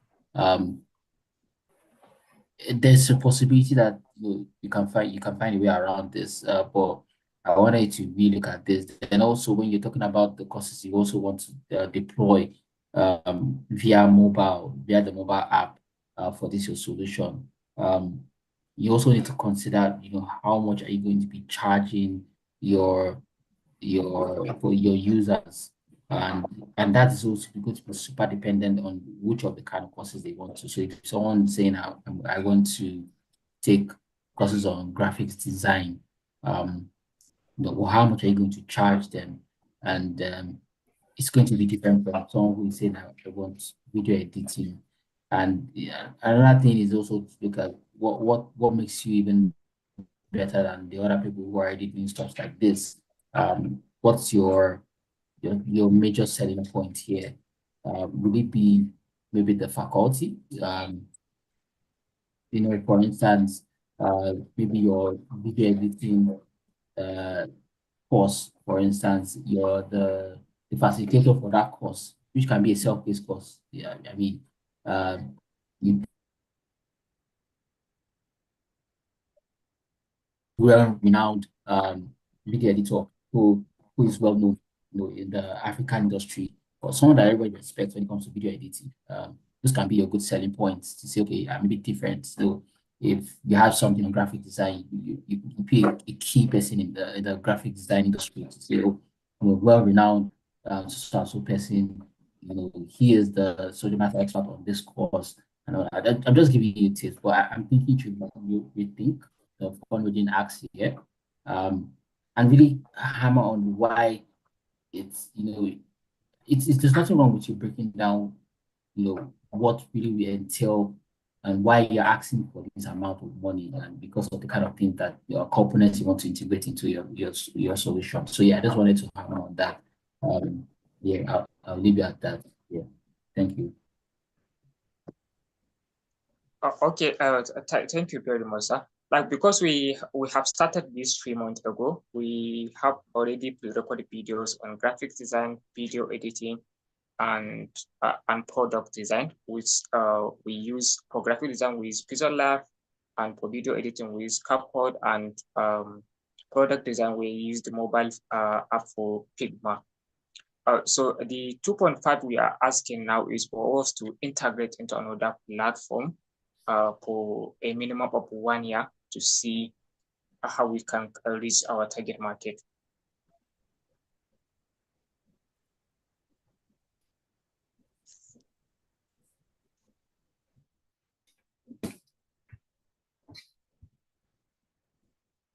Does that answer your question, Freddy?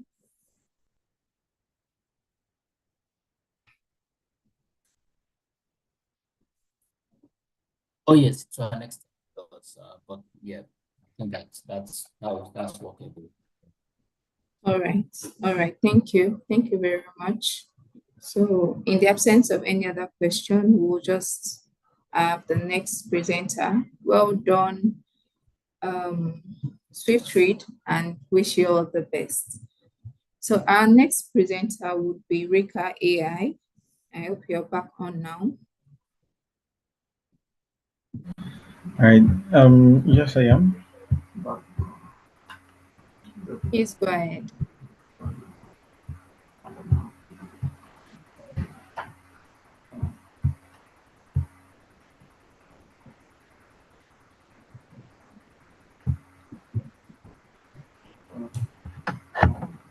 All right.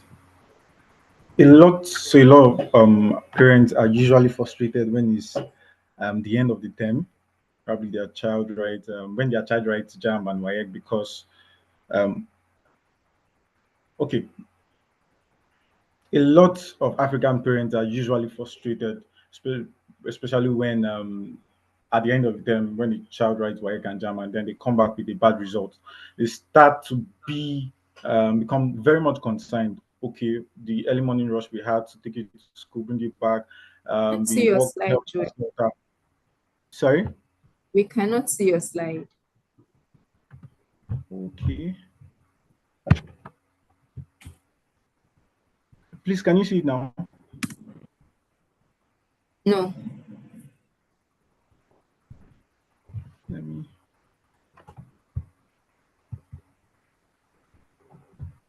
Okay, let me share the entire screen.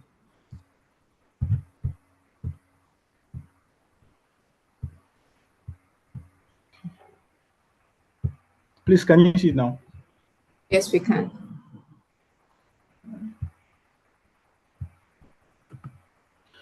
All right. A lot of parents becomes frustrated when after the end of the term, after WAEC and JAMB examinations, their children comes back home with a poor result. Start to think all the stress I had to go through to gather money for your school fees, for your PTA fees, and all the stress we had to ensure we woke up early in the morning, take you to school and bring you back. It's kind of a waste. And I got myself thinking, whose fault is it? Is it the fault of the student who goes to school and then is seated with 39 other students having lectures together, having, of course, they have different learning styles, they have different learning space, and the teacher expects all of them to be carried along? Or is it the fault of the teacher who has over 40 students to cater for? Every day leaving the school stressed and overwhelmed because he has to speak and teach a lot of students at the same time. So in the past 4 years, we've been able to teach over 20,000 students, and this is what we found out. We found out that students that have access to personalized learning, they tend to do 3 times better than those without. So yes, praise God, her mother reached out to me when it was time for her JAMB and WAEC. She actually had issues with physics. She had a poor background in physics, and she was slow in her calculations in maths. To cut the long story short, after months of personalized training with us, she had a B in physics WAEC and she had 81 in maths JAMB. That's the power of personalized coaching. So we got thinking, if a lot of people are going to school, I've been to schools where you have 60 people in a classroom. Own private schools, let's say you have 30, 40 people in a classroom. What's the future of education in Africa if this still continues, where a lot of people leave a lecture, leave a class without fully understanding, and which has led to a vivid 77% failure rate in JAMB? That's really, really, really, really poor for Africa and Nigeria. So of course, we know that traditional classroom cannot provide adequate individual attention, and then Africa needs 17 million more teachers to meet the growing educational demand. We decided to come up with a solution, which is Rika. Rika is a web app that serves as a personalized, voice-guided AI tutor for every student in Africa. So that's what we want to do, seamlessly integrated into the traditional education classroom system. So why now?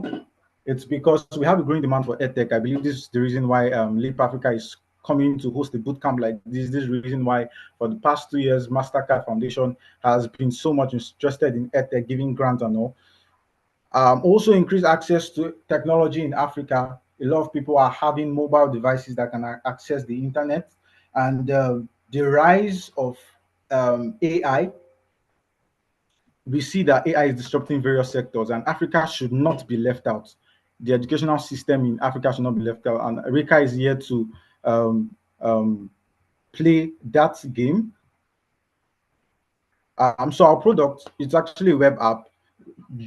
Let me give an instance so you get to understand what it's all about. So Amina comes home with hope from school after a very stressful day, and then she meets Rika. Rika speaks to her, calls her by name, and then begins to teach her as a normal teacher would. Rika is able to identify when she does not understand from her voice, and then is able to break it down with what she already knows. It also has automatic note saving that they can review offline and set a personalized learning path for them. So we have an amazing team. The founder, been an educator for the past 6 years. We have a business developer. He has worked on both physical and tech and non-tech businesses in the past 9 years. We also have an artificial and machine learning expert that's worked on various projects from blockchain to AI and software development. So the market size we have in Africa, we have the youth population, people under the age of 18, to be 1.5 billion, and specifically according to UNICEF data, 250 million students in primary and secondary school. These are our target audience, primary and secondary school students. So we want to serve at least we're having a projection in the first 12 months to reach about 10,000 students with a yearly annual subscription of $50. Will be having an annual revenue of $500,000. Business model, we have a freemium access, more like a social impact, where we want to empower every student in Africa with a personalized world class AI tutor. We have a subscription model. We have B2B partnership with the school, and we also have grant and sponsorship. So we've been able to build a community of over 4,000 students from 52 institutions across Africa, and we have a team of 19 years of experience in education, business, and AI. So our competition, traditional lesson teachers, they are very expensive. But coming to Rika, with just $5, a child can enjoy all the features of Rika in a month. Of course, that beats the competition of traditional home lesson teachers. And ULesson is, they are doing a good job, but after watching a video from ULesson, people still have questions to ask. They have areas they are not clear with. So ULesson does not provide this proper and super personalized feature. Kamingo, they are actually subscription based. They do not have any free feature, and it's based on US curriculum. Why Rika? We are localized to Africa curriculum. We're asking for $7,000, 50%, which will go to product development, 25 to marketing, 15 to team growth, and 10% to partnership. So we believe supporting this will be empowering every African student with a personalized tutor and empowering them to be what they want to be. Thank you very much.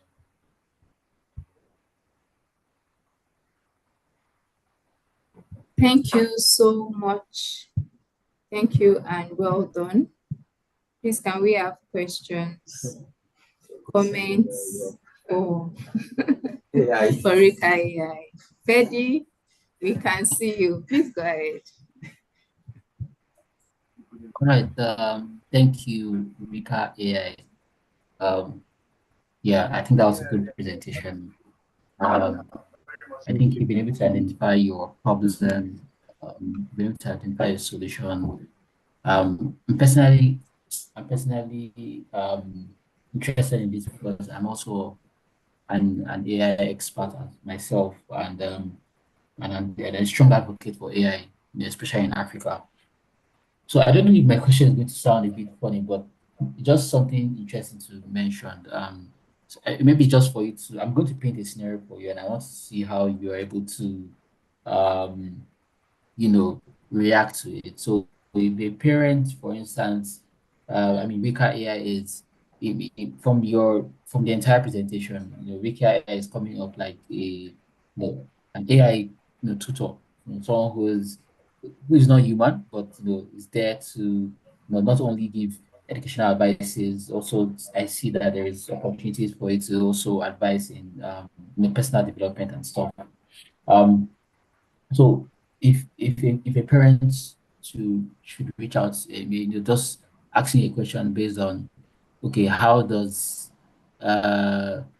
you ensure that Rika is not feeding my child with information that will eventually get to twist how they are thinking. So I'm using this scenario because I've been to a presentation like this, and this question was asked.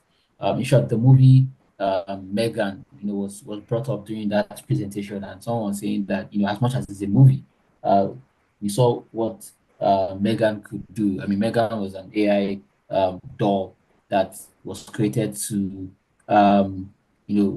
act as a companion for kids who lost their parents. It was supposed to kind of give them support.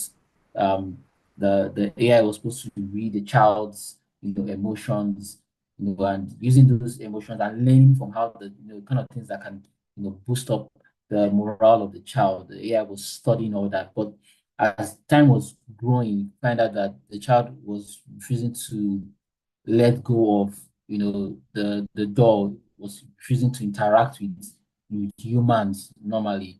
So um what are the what are the what's the word now, mitigations that you have to put in place for stuff like this, so when a particular user starts getting too attached to Rika at some point, how do you put that, have that drawback?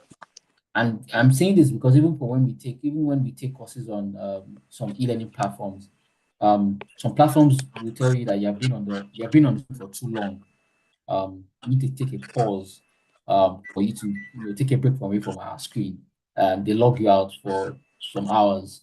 Some even log you out for a day or two, so that you get to interact with other people. So I was wondering what your operations look like when it comes to that as well. Have you factored this in? Because as much as AI is nice, we're still globally we're still battling with the ethical practice around it as well. So, and the dangers that it involves. So I just wanted to see if you could react to that as well. So if a parent should ask you that, I'm just wondering how you're able to smoothly go around that and see how you're able to confidently say, okay, yeah, you know what?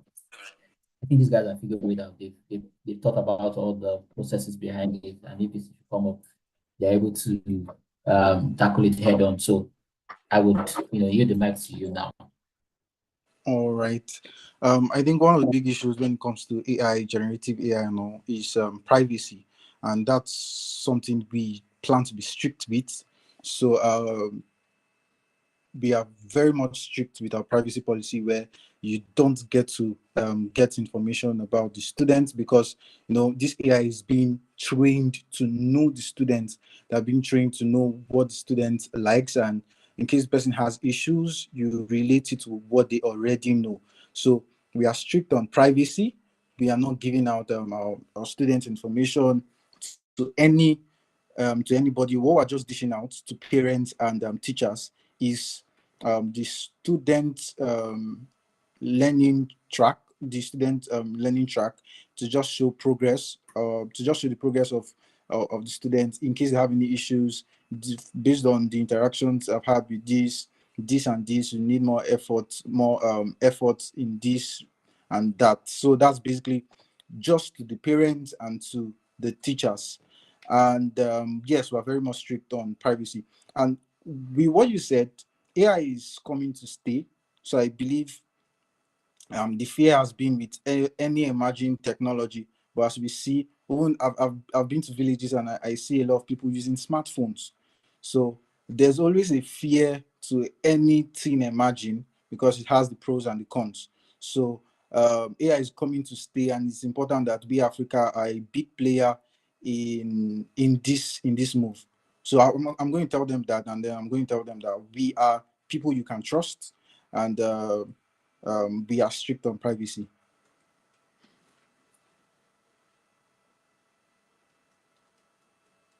All right, thank you, Rika. Yeah, Sarah, I think you can. Yes, I don't know if I've answered your question, sir. Oh yes, you did. Right. Please go ahead, Mr. Shu. All right. Rika AI, thank you so much. Can you please go to your business model where you talked about the subscription fee? All right. Okay, sorry. I think it kicked me out. I'm trying to join the meeting from my PC. It's actually kicked me out, so I'm doing network kicked me out. I'm trying to $50 subscription. Yes, sir. $50, I'm correct. Sorry, I think I'm joining in from my system now.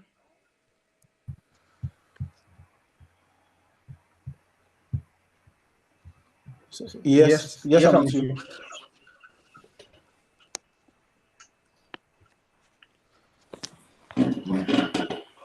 You scroll up to your market side. I think that's where you talked about it, where I saw it. Yeah, you said $50 average. That's annual subscription, yeah? Yes. This is for the African market, yes? Yes, this for This the for the African African market. market.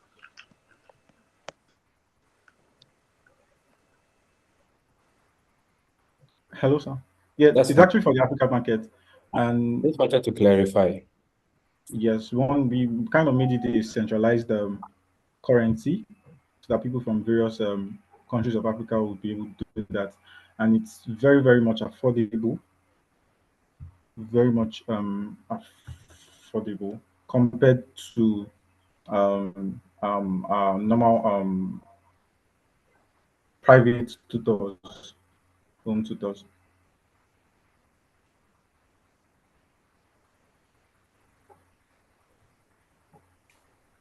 Is that all, Mr. Shill? Does that answer your question? If you're speaking, you're on mute. Okay. Okay, yes, I do have a lot of questions, but then time has gone. So let's No, just please, you can engage in, please. That's why we're here. all right. Um, for example, now I'm a fan of AI, Perplexity, Claude, ChatGPT. I never come up. I use the free version till now. I mean, I find it very useful for my research. I use the free version till date. I sometimes I'm like, oh my God, I have a limitation. I have to wait for Claude, for example. I have to wait after a couple of hours for the free version to be, reactivated. That's despite me finding it very, very, very useful for my daily research. How do you want to address a customer like me? Now, I'll give you an idea as well. We use something in academics, we call it Turnitin, and it's usually an institutional license. So what we found is that it's quite expensive on the high side. What some Nigerian guys now did was to buy the subscription as register an institution, buy the subscription, and then sell it at the Naira price to individuals. Just they buy a big plan and then, okay, we can run it for you one-time service, or we can you can subscribe at a particular price, maybe 5,000 Naira for a month. It made it even much more affordable. One of the things that Nigerians don't really like to spend money on so much is education compared to other things. So now, what I want to also be clear about is what kind of market are you targeting with these AI tools? Are you talking about rural areas for $50 annual subscription? Are you looking at private schools? Like the market needs to be very clear for it to actually make more sense to me that, okay, yes, this particular category, this particular demographics would be willing, able, and ready to adopt and afford this innovation. All right. So, uh, like I said, we have competitors, and it shows that it's kind of viable. So now, an average private tutor in Nigeria, what people pay for that, they're looking at maybe 2,500 per hour, at least 2,500 per hour. And we have a lot of people that are subscribing to that. We have a lot of people, a lot of parents subscribing to that. So we were saying that's for him, and let's say around 30, 50, 70, the range, just something like that, 30, 50, 70K per month. So we're saying you can achieve better 247 with just $5 a month. That's the monthly package, $5 a month, 247. Your personal tutor is not going to be there. So we already have a market, and this is our value proposition for people that already have a personalized tutors. Then we're also opening it up to the general public. A lot of people have, a lot of parents have been so much frustrated the fact that their children are not learning properly, or are not having good results at the end of the day. So this is an AI that really understands you. It knows in algebra you do not understand algebra, and it's able to break it down for you till you understand. And I think because of time, I was not able to add this um, feature for you. It has the Feynman test tool, where at the end of every lesson, you get to explain and teach the AI what you have just learned. And if you miss out important concepts, it's going to tell you, oh, you are meant to, you cannot define this, you cannot explain this without leaving this out. So the fact that you can teach somebody actually knows means that you know it. So seeing all these benefits, I believe that solves the frustration in the hearts of parents sending their children to school and having bad grades. Because with Rika AI, Rika is always going to be with you till you understand it. It's going to break it down. So, and also, like I said, in business model, we have the B2B. We're partnering with schools, private schools, specifically to run a so that they can subscribe as a school. They can get the school package so that their students, whether in school or at home, they can easily log in and have access to this. And yes, it's very affordable, $5 a month.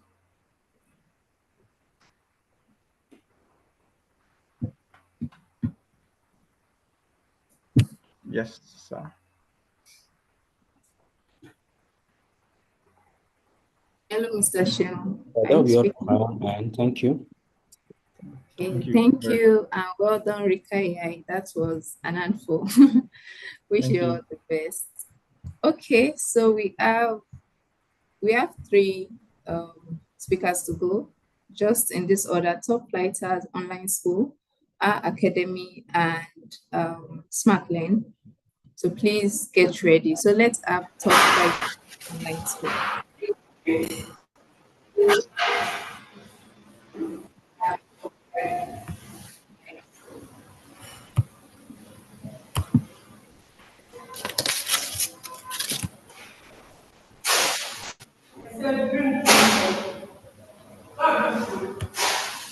Okay, good afternoon, everyone. Can you see my screen? Yes, we can. All right. Good afternoon, everybody, once again. I am Funke Apan, a passionate educator with a strong background in technology integration. I started my journey as a classroom teacher where I embraced technology to enhance learning experiences. Over the years, I've become a Microsoft Innovative Educator expert and an ambassador for global edtech companies like Google, where I've been able to teach students and teachers on how to integrate tech on the potentials of having technology in education. So the journey inspired me to create something transformative, which is an online school that not only delivers high quality education. Slide number one. Okay, so the journey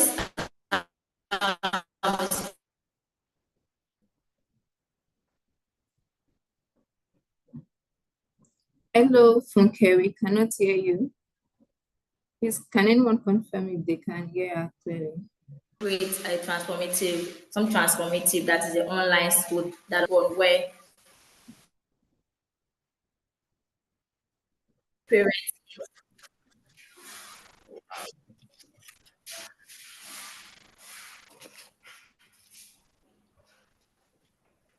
Can you hear me? So I think your network isn't that smooth. So we keep losing you at intervals. But can you try to speak now? You can turn off your video if that's the problem.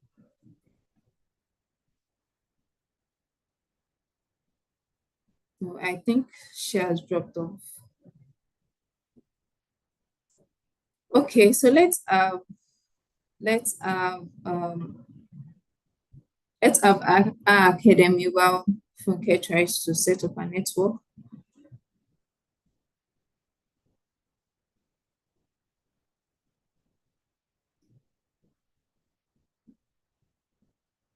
It's afternoon already. Good afternoon. Can you hear me, please?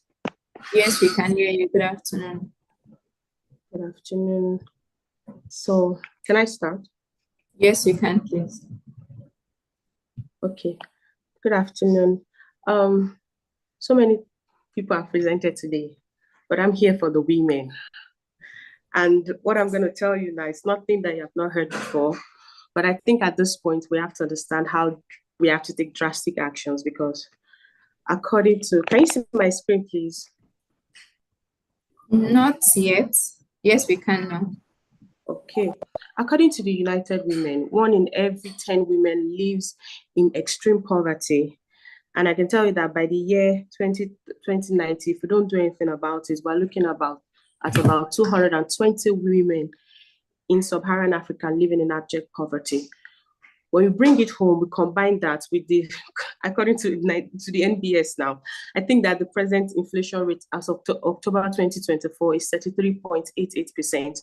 When you combine that with all the things that hinder women to financial success, the question that we are forced to ask ourselves, that we must ask ourselves every day, is where does that leave the average Nigerian woman? And where does that leave the average sub-Saharan woman? Like me, myself, I'm a prime example of that. So the questions that I'm asking myself, that I'm hoping that people are ready to ask themselves are, what barriers prevent women from achieving financial independence and personal growth? And what can we do about that? Thinking about that, because like I said, I'm a prime example of it. I am coming up with Her Academy. Her Academy is a unique platform that utilizes LMS to produce graduates that are marketplace ready and marketplace worthy. When I say that, what I'm saying is I'm proposing a consolidated platform that offers both entrepreneurial courses, digital courses, and self-development courses, everything on one platform, affordable and convenient for women. Because we know that women, when you combine being a woman and handling family, automatically you take a backseat when it comes to career. So the platform that we're proposing is an online educational platform, because when you offer an online educational platform, it aligns with the time of women and is self-paced. That is what I am offering. Now, who are we building it for? Like I said, we're building it for the educated stay-at-home moms. We are building for aspiring entrepreneurs. We're building for career transitioners, people that want to move from one career course to another one. We're talking about returnees to work, women that have taken career breaks, and then they want to go back to work, and they're asking, what can I possibly do? So we're talking about short-term courses like data entry. We're talking about the use of AI, just trending courses that can help them scale up and not necessarily take as much heat as they would because of the career breaks that they have taken. Now, of course, we're talking about young professionals. There are people doing things like this, and I am a beneficiary of all these two platforms. She Included offers entrepreneurial courses, and then we have digital marketing women that offers digital courses, and they also offer an LMS. So what makes Her Academy different, what makes Her Academy stand out, is that we are offering, first of all, we're offering a holistic education. A holistic education in the sense that I believe that your life will go where your mind goes. And then I am looking towards producing a ripple effect. So every participant that graduates from Her Academy is not just market ready and market worthy. They are also able to turn that course and teach somebody else. That is how we can combat the poverty that is looming over the African woman. I'm also talking about assessed and evaluated courses, in the sense that when you use an evaluated system, every single step of education is graded. So if a participant does not pass that step, they will not move forward. So what that ensures is that when a participant graduates, they are ready to work. When a participant graduates, they are moving straight into the marketplace. They are not looking for, oh, maybe I have to do something else. It's a holistic and comprehensive education that makes them worthy, and like I always say, marketplace worthy and marketplace ready. And then again, we're offering a consolidated platform. While there are many, there are TikTok courses, there are social media courses, there are YouTube courses, but it's all scattered. They're all in different places. We are bringing everything together on that one platform. So you know that, okay, if I'm learning digital marketing with Her Academy, from start to finish, everything that I need to know about digital marketing, I will know it. And when I'm graduating, I am a confirmed digital marketer. What is the market size that we're looking at? presently, according to National Bureau of Statistics, about 444.8 million women in Nigeria are educated. And of course, we cannot get the whole of that. We're looking at, oh my God, my time. I'm looking at, this is our, can you hear me, please? Hello? Hear you. Yes, we can hear you, Shayo. So this is our team. Presently, we have a team of me, Shayo, Aladesomi, I'm the founder. I also have operation and marketing for Esther Olorumola.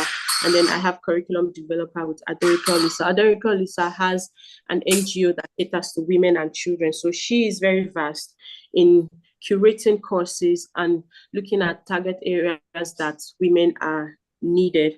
And we have also partnered with the Ladies of Virtue and Excellence to provide empowerment courses and classes for women. So we are not just, what I'm trying to tell you is that we're not just thinking of what we can do. We have already started. May 2024, we started a course on social media management and AI for content creation, and we had 35 participants. We also ran it again in October 2024, and we have 87 participants. Possibility for more growth. How are we going to generate money? The courses are going to be paid for, but they are also going to be very, very affordable. We will have courses that are as low as 10,000, as 15,000, and we'll have courses that are as high as 45,000, as 35,000. But the goal is that if women are interested in empowering themselves, in being better, in learning skills that can help them in this present age and time, we will become the go-to source for them. We're also looking at partnership programs with NGOs and governmental bodies that align with our visions. We're looking at ad revenue, sponsorship and grants, and affiliate marketing, where we sell products for edtechs, other edtechs. And so what are we asking you for today?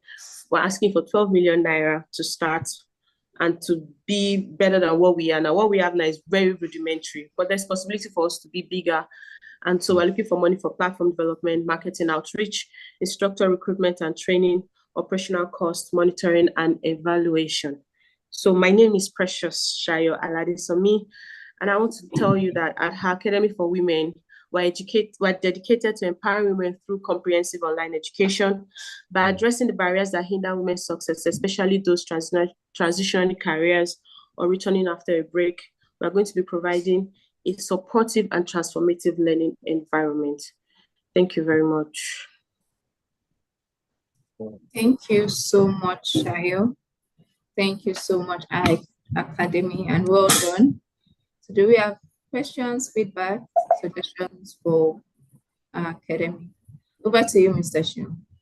All right, thank you, Academy. That was a lovely presentation. I was able to follow through you. I just have a couple of questions, right? First of all, I want to know your plans to scale, the scaling plans. How do you intend to scale this? Secondly, what do you have in place to make sure that this innovation is hard to replicate?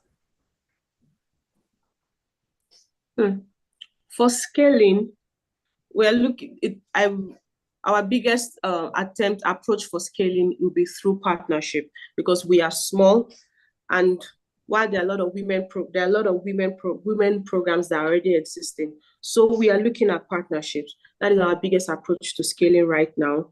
And of course, we'll be using our market, social media ads, awareness programs, and direct marketing. We're talking about webinars, free webinars, and then just putting our face out there at every program that we possibly can. As our attempting to scale. Please, your second question again. I couldn't really hear you. What are you going to do? What are you trying to do to make it hard to replicate this innovation? What you were talking about your USP, right? You were talking about your USP. Can you hear me? Yes, my unique selling point. Yes. What would make it hard to replicate is what I'm trying to ask. Okay, for Academy, our focus is not necessarily about being what is for lack of a better word, of being the most exceptional. We are a social entrepreneurial firm, and what we are looking at is creating impact. So the more, for me personally, I stand to be corrected, but I think that the more the merrier. It's a pending problem, it's a bigger issue, And if we are one person that are opening one more door for maybe 10 women, 20 women, 50 women, I think that we're doing good. And we're looking at collaborations. It's a function of collaboration. It's a function of partnership to solve the pending problem. I hope that answers your question, please. Okay, so this is a social enterprise, not for profit. We will generate money, definitely, but our impact is social. Okay. All right. Thank you. Yes, please.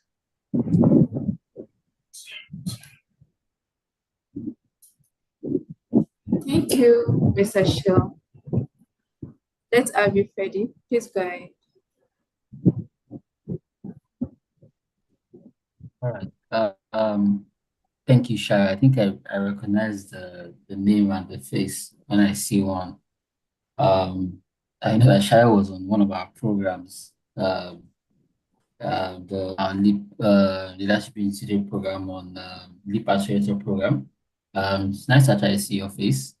I was saying that I like your solution. So it's one that has a very similar so I was at an event. Let me just start by saying I was at an event over the weekend. So the Global Entrepreneurship Festival that happened in Ondo State, Akure, and I got the opportunity to hear Jeff Hoffman. Jeff Hoffman is one of the biggest entrepreneurs globally, and he did mention. So there was a question, asked of him, some of the solutions he has done and how, which one has failed and what did he do to to eventually work on that. And he mentioned a solution that was designed for stay-at-home moms, and he did mention that that business took a downhill because you were not able to properly evaluate what stay-at-home moms really wanted. So I wanted to just, you did mention some of your market size, the target audience you're looking at, and I know stay-at-home moms did come up when you were speaking, and just wanted to know what your solution for stay-at-home moms would be. I mean, what will be your outputs and your goal? So for stay-at-home moms, when they interact with your solution, what do you want to see, happen, or what are the things you want to measure that okay, this works for them? Because there are a lot of factors around what do stay-at-home moms want, and it's still not clear globally. It's still not clear. Different stay-at-home moms have different things that they want to achieve, and if they're interacting with your platform, what do you want as your solution to do for them to say, okay, yeah, we want to be able to measure this after they've been able to interact with our solution or our courses, and stuff like that. I just wanted you to go a bit more detail. Just wanted to get more detail on it. Then that's really just my question. Thank you. I'm so happy you asked that question because 6 years ago, I was a stay-at-home mom myself. And within the space of 6 years, I have learned baking online. I have learned social media management and website creation online. And I now employ other moms. So I am a success story of what I'm preaching. And so when you ask that, what am I hoping? I am hoping that every single stay-at-home mom that comes through Academy, the first thing that, and I must emphasize that the first thing is the mental shift. And that is why I completely advocate for a holistic education that contains leadership mindset programs. Because when your mind is developed, when you see the possibilities that await you as a woman, as even regardless of the fact that you're a mom or you have children or whatever, your mind, your life opens up. You begin to look around yourself and see what I can do. And I think I omitted that when you come to Academy, the leadership courses are absolutely compulsory. So whatever extra course that you decide to take, you must take compulsory leadership courses because, like I said, your life will go where your mind goes. And you said, the truth is we must be realistic. When you look at what is going on with the economic upheaval, can anybody really afford to be a stay-at-home mom anymore? So the level of desperation for financial growth to even meet up with the basic needs has changed. The difference is clear now, and it's not going to get better. It's just going to get worse because we don't know what Mr. Tinubu is doing. So what I'm trying to say is that when it comes to what is happening, the present reality is that I don't think that anybody can really afford to be a stay-at-home mom anymore. And we are presenting a variety of courses. So you can definitely find something that appeals to you, something that already aligned with maybe your background, and you can find something to study. And when you are done studying, you are guaranteed that you can work. I hope that answers your question, sir. All right. Sorry, Sarah, please, can I quickly just ask a question? Yeah, because I visited my mom recently, and the church she attends, the Women Fellowship, they asked her, okay, come and teach us how to make these things. Come and teach us how to make these things. They acquired some kind of skills, and some of them went into doing it. Some cooperative societies also engage in stuff like that. Because when you say the more the merrier, I feel a bit concerned about that if this is going to make profit. And that's the honest truth. If you're going to make profit, I feel a bit concerned when you believe that the more the merrier. I mean, you can be the center of attraction for this business and do what you need to do. I don't know about the idea of the more the merrier. I don't know how it will appeal to investors. I don't but I'll take into advisement, please. All right. Thank you. Thank you so much, Mr. Sheila. Please let's have you, Mr. Rita. Okay, thank you very much for that wonderful presentation, Academy. So like you mentioned, you said your major source of revenue that you're looking at is through sponsorship, right? No, through courses. The courses are paid for. Each course is paid for. But looking at your, I think when Mr. Sheon asked, you were like more of collaboration, sponsorship. I don't know if I think I got that part. Like, no, he was asking about our approach to scaling up. Scaling up. Okay, so let me rephrase my question. So your approach is scaling up, which you mentioned partnership, and you also mentioned that there are other institutions, NGOs, social enterprises that are focused on women empowerment development.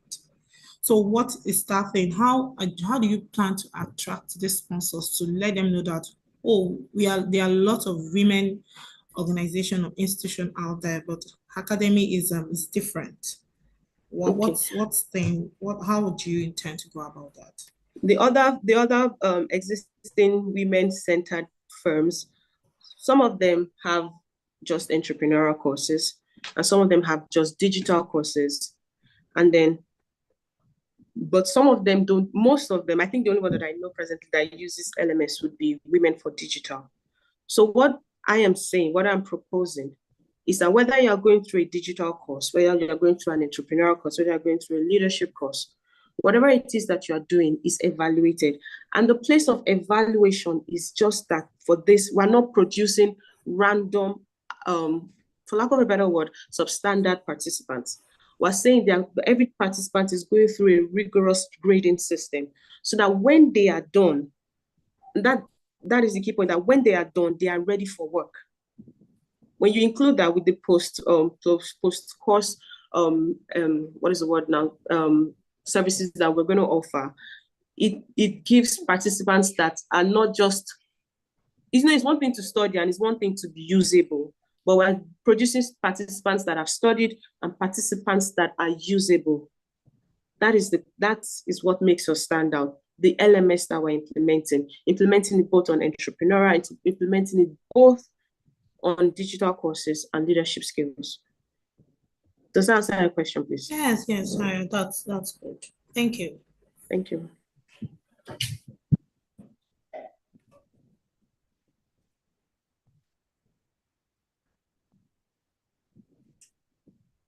Okay, I guess that's all. Thank you so much, Academy. I think that was a good one, and we wish you all the best.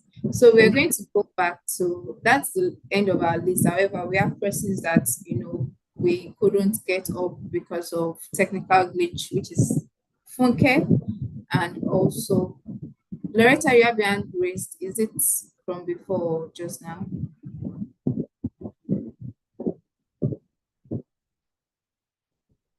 Okay. Okay, so Adif, Funke, please, are you there? Can you speak now?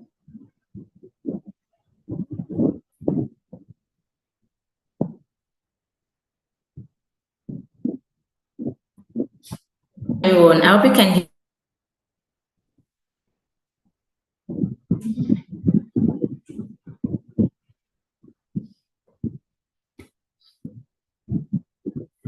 Hello, Funke, we can't hear you if you are speaking.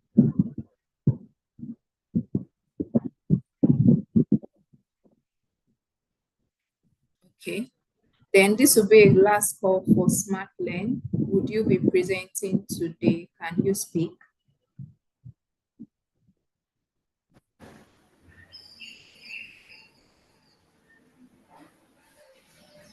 Okay, Funke is back. Can you hear me? Yes, we can hear you. Maybe you turn off your video so we can get where the issue is coming from. So try Sound to. okay? Yes, it's fair. Please go ahead. Okay. Thank you. Apologies for the glitches. Background in technology integration. Over the years, I've been a classroom teacher. Then I started where I embraced technology to enhance my teaching experiences. So over the years, I've become a innovative educator expert and an ambassador to some international edtech company like Google. I am a Google Digital Skills Ambassador. So where I help teachers and students to unleash their potential when it comes to the use of technology education. So this gave birth to Top Flighters Online School, a school that does not only deliver high quality education, but also prepare students for the demands of the tech-driven world, and at the same time address global issues like climate change. I hope you can hear me. Yes, we can.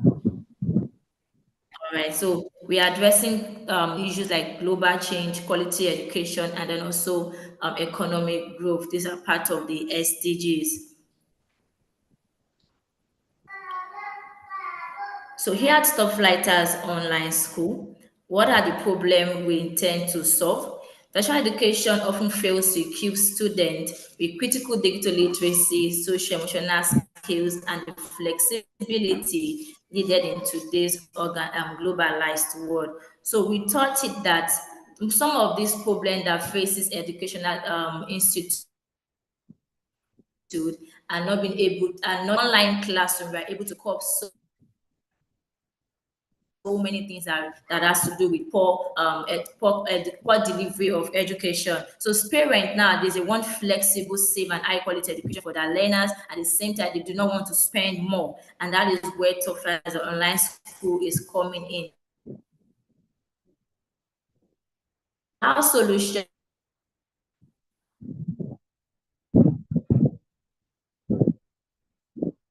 to this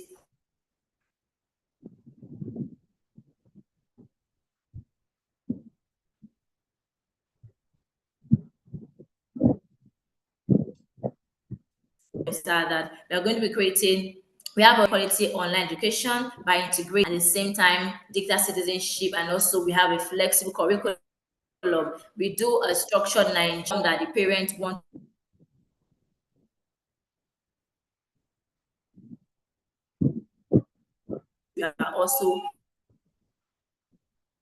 We also infuse that curriculum in markets, basically, and Nigerians in Nigeria, and then the children, and then most importantly, parents all over, are projected to grow by 15.75%. That's between 2024 to 2029, resulting in a market value of $297.80 million in the year 2029.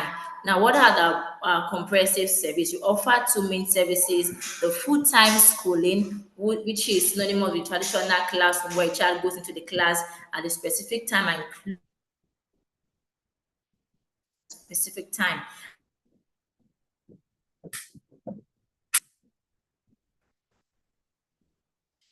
And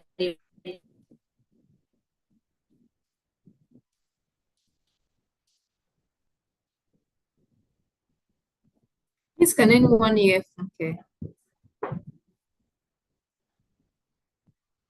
Schooling involves after-school lessons, intervention classes, language classes, which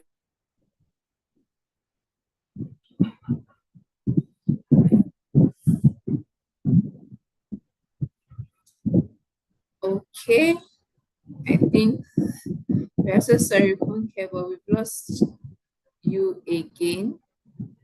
We can't hear you. We can't see your screen. I don't know what's going on.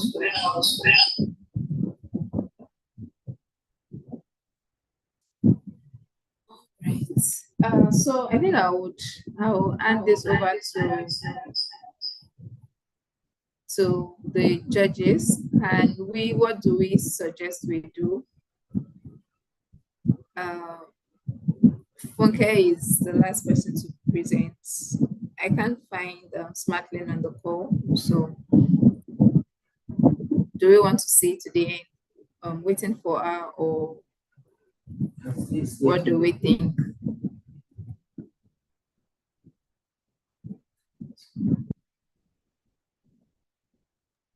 Eddie, Mr. Shield, and Mrs. Loretta, I get your feedback. Hello, ma'am. Okay. Can you hear me?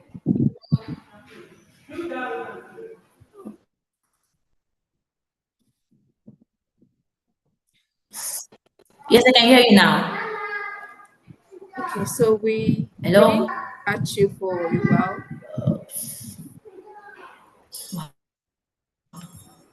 Hello, ma'am.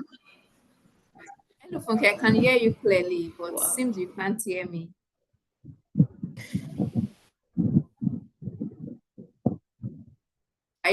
Are you done presenting?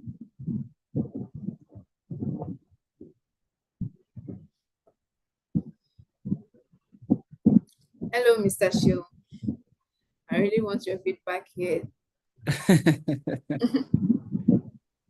Well, I want for Mr. Ferdinand to talk, so okay. I mean, hello, Fedi. You know, I'm already biased. These are people that I actually taught. Exactly, that's why I called you. So, hello, Ferdinand, please, are you there? We can't, I think there's an issue with Funke's connection today.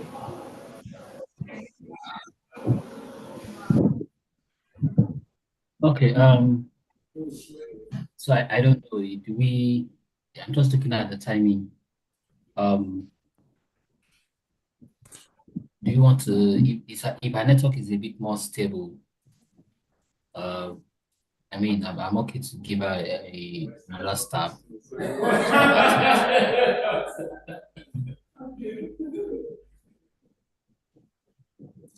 Okay, so this will be the last call. Okay, can you speak? Can you hear me?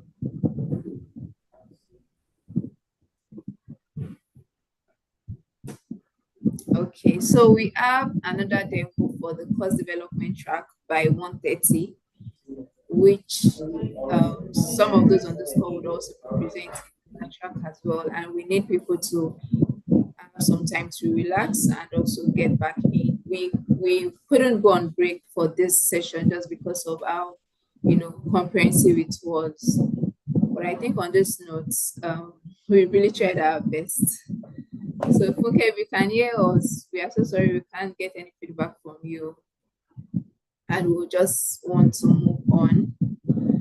So on that note, I would say thank you to everyone, but I want Mr. Shield and Mrs. Loretta, as well as Ferdinand, to just give some closing remarks to everyone and just some goodwill message before we call it a day. So I'll start with Mr. Shion Oladile. All right. Good afternoon, everyone. This has been really nice to listen to, and I kind of love a lot of the ideas that have been shared here, and truthfully, the judgment is based on our experience, our exposure, our whatever it is that we think is right. So whatever the outcome is, I don't want any of you to be discouraged about it. Sometimes the judges don't even pick the actual winners. So just keep pushing, because I think all the ideas that were shared today were great ideas, but not everybody can win. So if this doesn't go through for you at this time, please just keep grinding, keep pushing. Keep pushing. Let it be that opportunity would meet you prepared to execute. Another thing I'm going to like to say, please master your slides very well and know exactly what the investor wants to hear. A good solution, wonderful. A good problem, wonderful. But the investor wants to hear money. And it just feels like everybody is shying away from talking about money like it's a sin. I don't know. You spend so much time telling us what the problem is and what the solution is, and you don't tell us how you want to make money. You just breeze through. Oh, we're going to charge so. Nobody wants to talk about the profit, what's going to happen if you don't make profit. Because I also want to cut my risk as an investor. I've only heard you present for 5 minutes. I've cross-examined you for 5 minutes, and I want to give you my money. I want to know what the risks are and how you intend to address it. So just consider including in your pitch deck some form of sensitivity analysis. If this thing doesn't go the way we project, this is the exit plan. And but everybody, you did wonderful, and it was nice to be on this panel. Really, I learned a lot. Mr. Ferdinand was the nice guy. He was always encouraging them, telling them, I love this, I love that.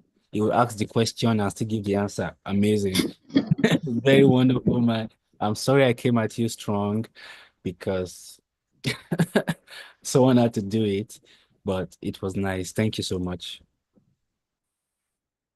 Thank you so much, Mr. Shion. Yes, you came strong because you did the work. So you really wanted, I'm sure they would have thought like, what happened to Mr. Shion today? But that's how it is. Teachers would always want their students to shine, and sometimes it might mean coming out strong. Yes. Thank you, and thank you so much for your time on this as well. So over to you, Mrs. Loretta. Okay, thank you everyone for the presentations. Wonderful ideas, different ideas that cut across various health tech industry. Like Dr. Shion said, even if you don't get to win, at least you are getting closer. You are getting better. You cannot participate in the speech and remain the same way. No, you are definitely going to get better. So I want you all to make use, when the result comes out, make use of the feedbacks, even the questions that have been asked. Go back and make sure you have detailed information. Data is key. Whatever thing you're doing, make sure you have accurate data to back up every claim, every idea, everything that you're doing. With data, you can never go wrong. And once again, keep it up, keep your head high, don't lose faith, and don't feel discouraged. All the best to every one of you. Thank you. Thank you so much. Thank you, and thank you so much for being on the call as well. We've taken more than we asked for of your time, and we are very grateful that you're here till now. Please let's have you, Mr. Ferdinand.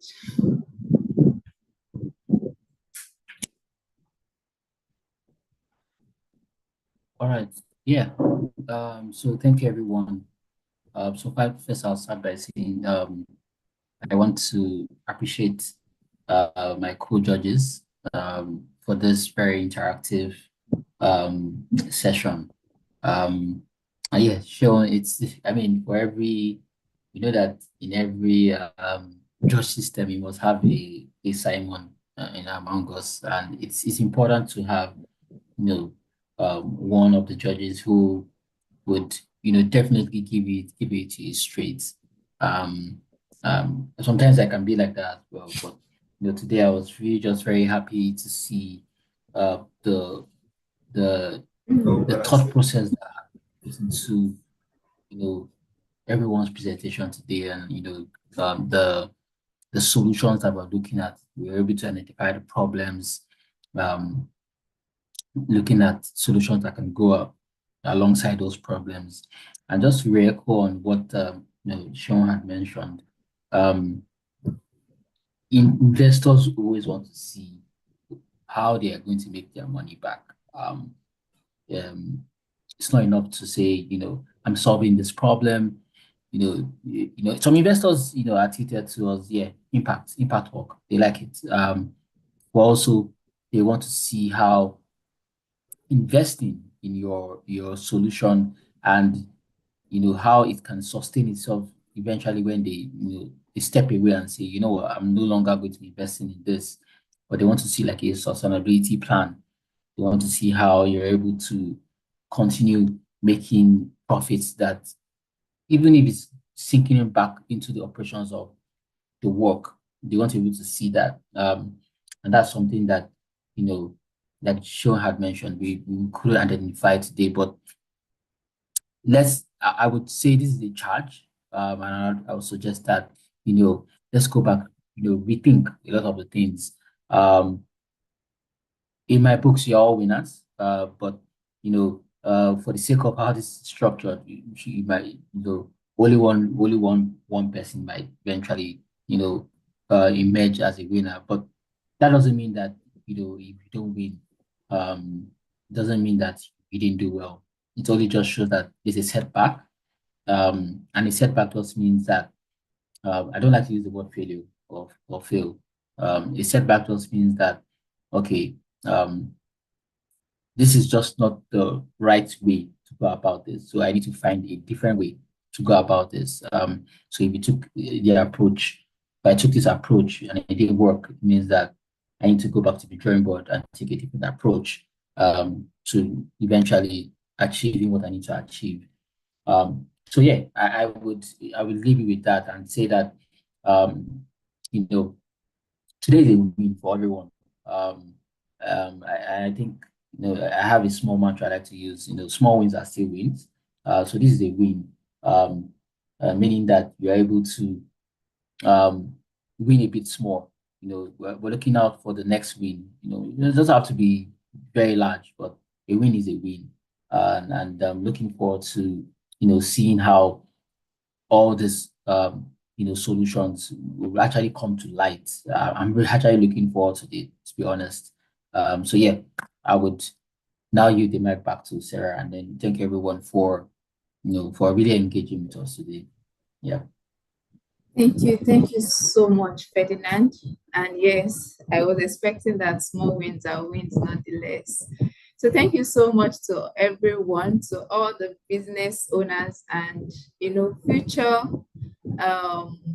top entrepreneurs in Africa. I say thank you and well done to AI educators, EduMentor, at Speak Innovation, Fonda, Yoruba Sprout, Rika AI, SwiftRead, Top Flighters Online School, and our Academy. I say thank you and well done. And I think from me, it's going to be the fact that this is going to be the first of many for some of you. Some probably you've done this before, but for others, this is the first of many more opportunities to showcase your ideas. And I believe that the foundation you've gotten from the Leap Africa Bootcamp for your entrepreneurial journey is going to be pivotal to your success. Like we said, we are just starting. You've not gotten, like, this is just the starting point, and there are still many more opportunities ahead. While we may have a winner for this presentation and this showcase, believe me, every solution that was pitched today is a potential big product that would, go on to make impactful experiences for people. We know the stories of every startup, every incredible founder that we look up to. We hear stories like, oh, they lost a grant, or oh, they were rejected, and then they came up to become the award-winning and best products that the world is using. So while the winners for this session would be announced at the closeout ceremony, for me, every one of you is a winner, because we were on this journey together, and every one of you, your idea is as excellent as it should be. And I am really rooting for everyone. So the judges are going to collate the results, and with our partner, of course, Healthcare, we will get the feedback from the results, and the winners, first, second, and third place will be announced at our closeout ceremony. In the next, say, 30 to 1 hour, we'll be having the demo for the employability track. I would implore you to join and listen in, because some of you have some ideas that you might want to have code developers to work with you. So you can look out for your colleagues that are already, showing that they have potentials, and you can always start your journeys together. So we are going to be back here by 1:30 for the employability track showcase, where we are going to be looking at the interesting courses that have been designed by some of you and others to join the call.